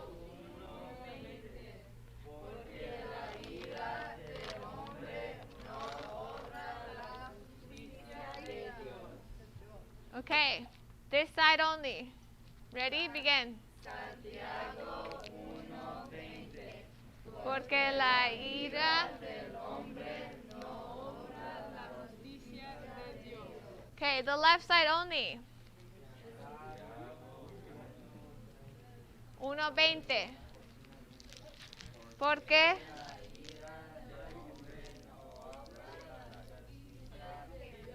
Okay, middle section.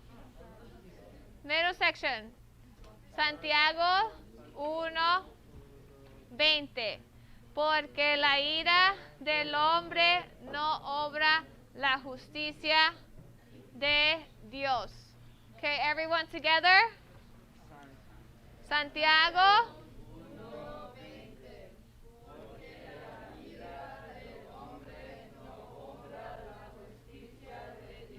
Okay, go ahead and let's write it 3 times, okay, really quick.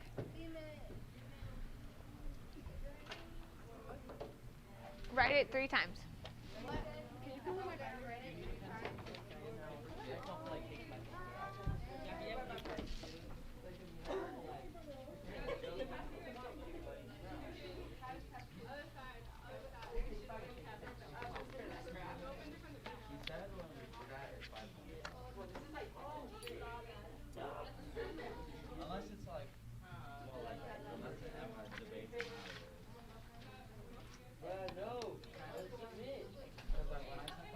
Oh, sorry, forgot about this.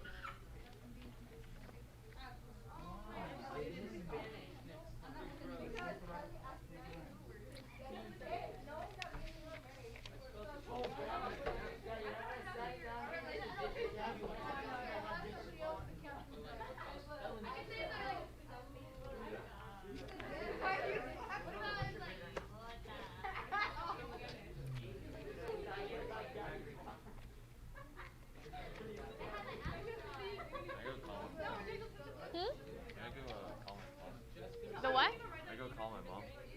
Sure.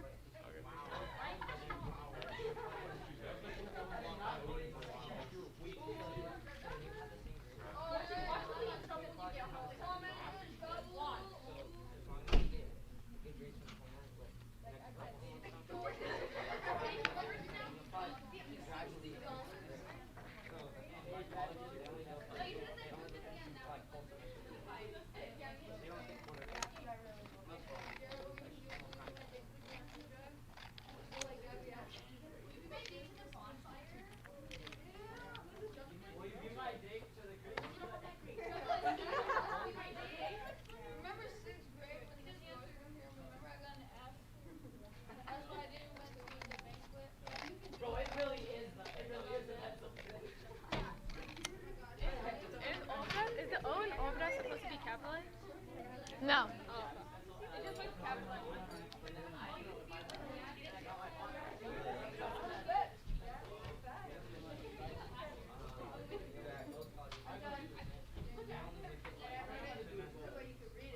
Santiago 1:20. I can't. You probably can't read mine, but let me see. I can read it.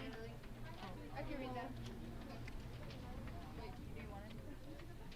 I just want to look at them. Are we putting it in, or are you just checking it? I'm checking it. Oh, I'm done.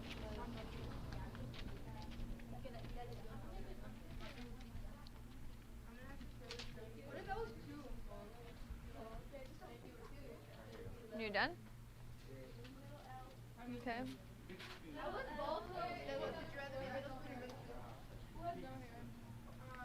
Avery, would you rather be this school or this school?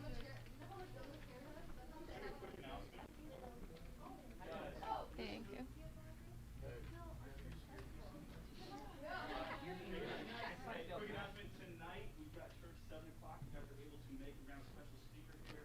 Skelly. Some of you guys have met him from going to youth conferences and things like that. So he will be here tonight. We're going to have ice cream afterwards. If you guys are going to make it, love to have you guys, all right? Bro, the one time I can't come. Did you finish? What? Did you finish? Oh no. Wait, what are we supposed to do? Write the verse 3 times. I get Kurt Skelly and D. Miller confused. That was a good call. I don't know which one was. Is D. Miller the one that preached at Newton Park?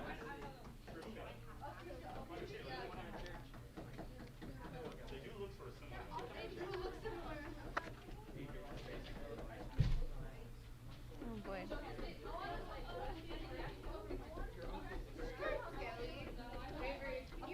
Okay, you should have your verse written down 3 times already. Let's go ahead and read it one more time. Ready? Begin. Santiago 1:20.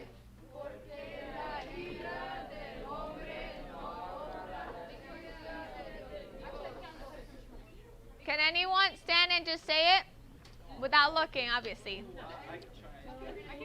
Okay, Gabby? Go steal your candy. Cat. Douglas.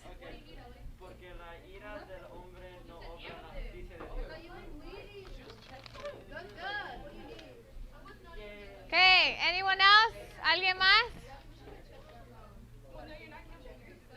Anyone volunteers to say it? I don't need to get it. No, I just want to see it. Yes, go ahead. Without reading it, though. Anyone else? One. The reference? The reference?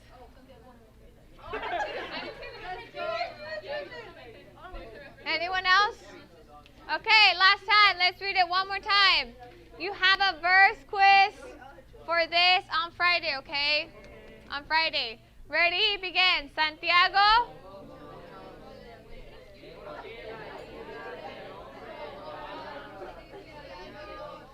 Okay, again, everyone together. Santiago 1.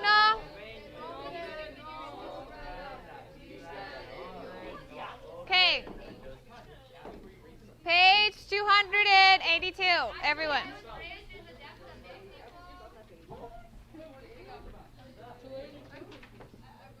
What?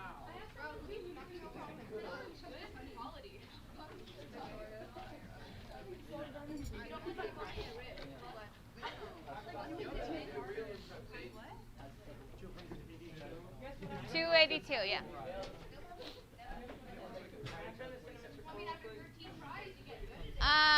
No, can you go to your Spanish book to page 282? Adrian, where's your book? Tu libro?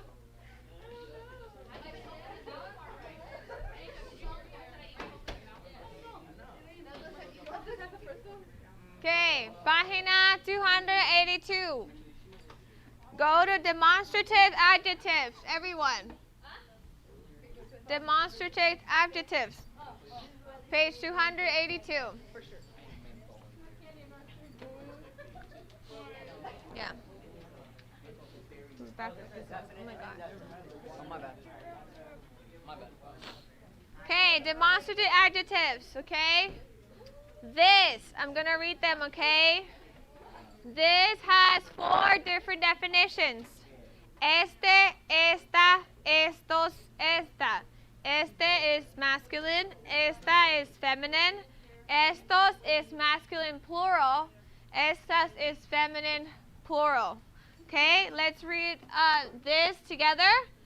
Este, esta, estos, estas. Okay, again. Esta, esta, estos, estas. Okay? The first one, este. Este, esta, estos, estas. Okay? Let's read. Okay, when we want to make a word, let's say they use the word natural or natural, okay? To make it plural at the end, we're just going to write es, okay? To make this word plural at the end, we're gonna add es at the end, okay?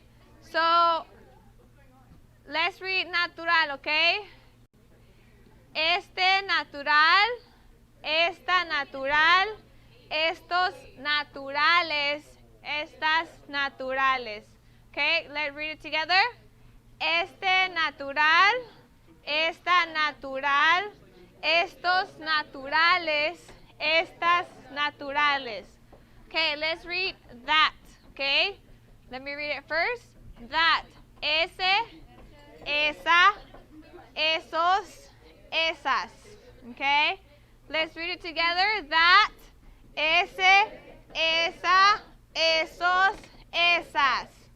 Okay, it's gonna read like this: ese alumno, esa alumna, esos alumnos, esas alumnas. Okay, ese alumno mexicano, esa alumna mexicana, esos alumnos mexicanos, esas alumnas mexicanas. Okay, this is referring to the nationality of the student, okay?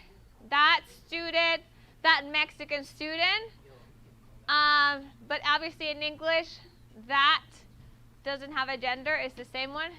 Yes. Yes. So, okay, let's read it. Let's read it together in one straight line. Ese alumno mexicano, esa alumna mexicana, esos alumnos mexicanos, esas alumnas mexicanas. Okay.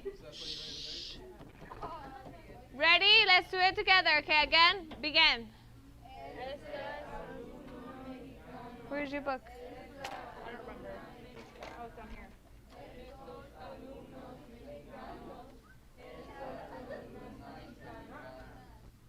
Okay, let's read. Okay, go to page 283 on the top. This, that is referring to over there. So, like, when you're pointing, like, that chair, or like that, okay, that book over there, okay? So this one is going to be aquel, aquella, aquellos, aquellas, okay?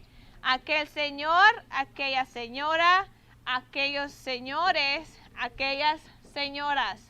Okay? Let's read it together. Aquel, aquella, aquellos, aquellas. Okay? Again. Aquel, aquella, aquellos, aquellas. Okay?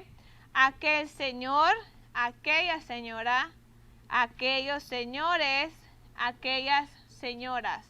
Here saying that lady, that sir, those ladies, or like those people. Okay, so you can just say it with aquel, aquella, aquellos, aquellas. Okay, let's read it like that. Aquel señor, aquella señora. Ready? Begin.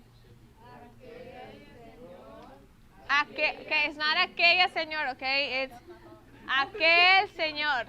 Okay, aquel señor. Ready? Begin. Aquel señor, aquella señora.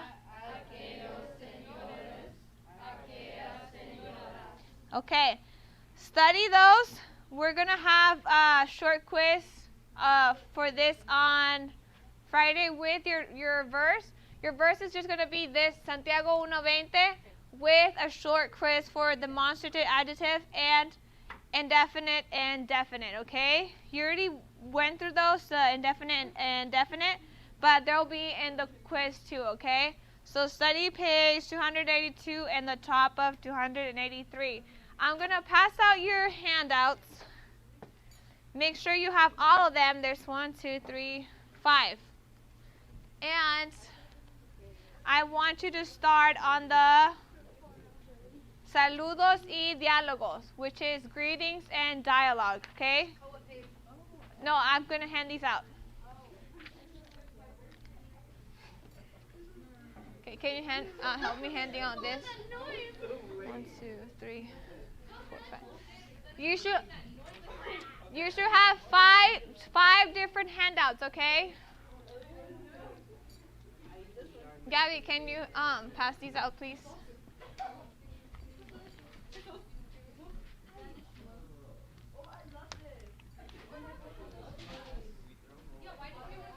Can you hand these out, please?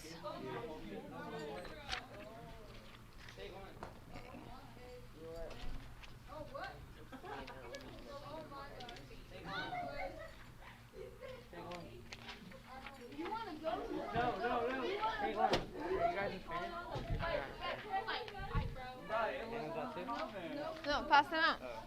I thought you wanted me to handle that. Avery, take one.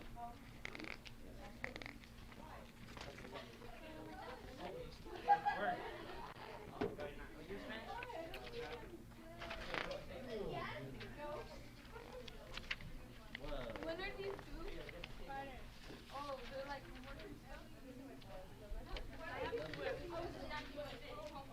Okay.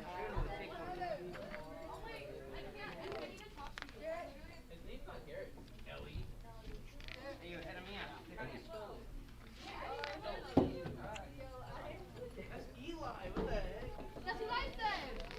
Why would you put like Can you pass one to Amethyst? How would you make it longer? It's just ELI. Just cut off my name. Just cut my name off. Well, he's still your mom. That just doesn't make sense. Oh, it makes sense. It makes perfect sense. Why would you put the extra letters in Ellie? E-L-I. You cut off my name. No. I'm gonna start calling you Ellie. No. Look, type in my name. You spell Ellie. You just put E-L-I. It just makes sense. You don't Yes. have to make my name shorter. Okay, I like the name Eliana, but like Eli. No, it's There you go. It's been Ellie. Oh my gosh, there's so I know many that's how you're papers. saying it. That's everyone. Oh, I need one. Alright. Did you get one? Thank you.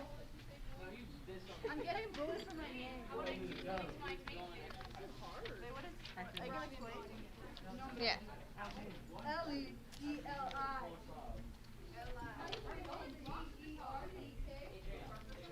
Okay, everyone have 5 handouts?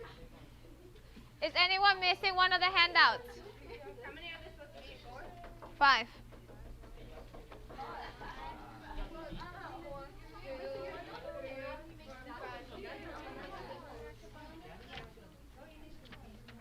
Everyone has 5? You're missing this one? Okay. Take out this one, which is saludos y diálogo. Take out this one. Yeah, that one.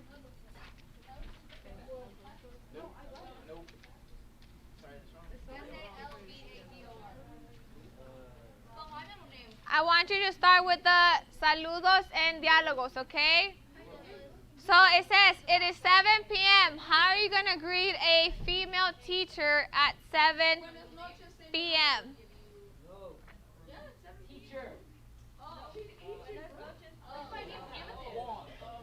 How are you gonna greet? We're doing the saludos y diálogos. It is 7 p.m. Okay, Amethyst, put that away, please. It is 7 p.m. You greet a female teacher. Write it down next to it.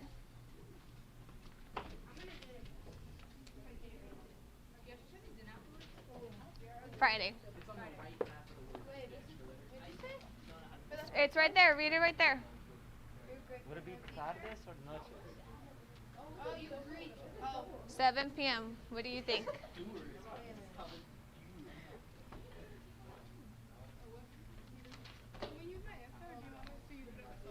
Huh? Can we use my Insta? Either or is fine. The second one says, ask her how is she? Ask her how is she?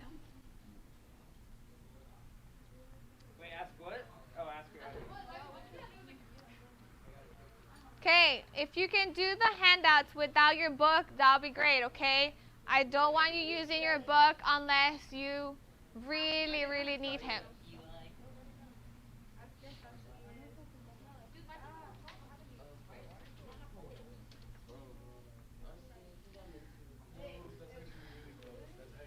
Okay, they have to finish at least this one. They have to do this till 2:05. I had to go because I have online students on the other classroom. But I'm going to tell them. Okay, make sure you do this one till the end of the hour, till 2:05. I have to go because I have other online students in my second grade class. So make sure you at least do the most of this one, because I want you to do it here because there's other people you can ask them how to say it or use your book, okay? Do not take your books home to do the rest. I really want you to do it on your own. Try your best, okay? Turn it in on Friday. All together, okay?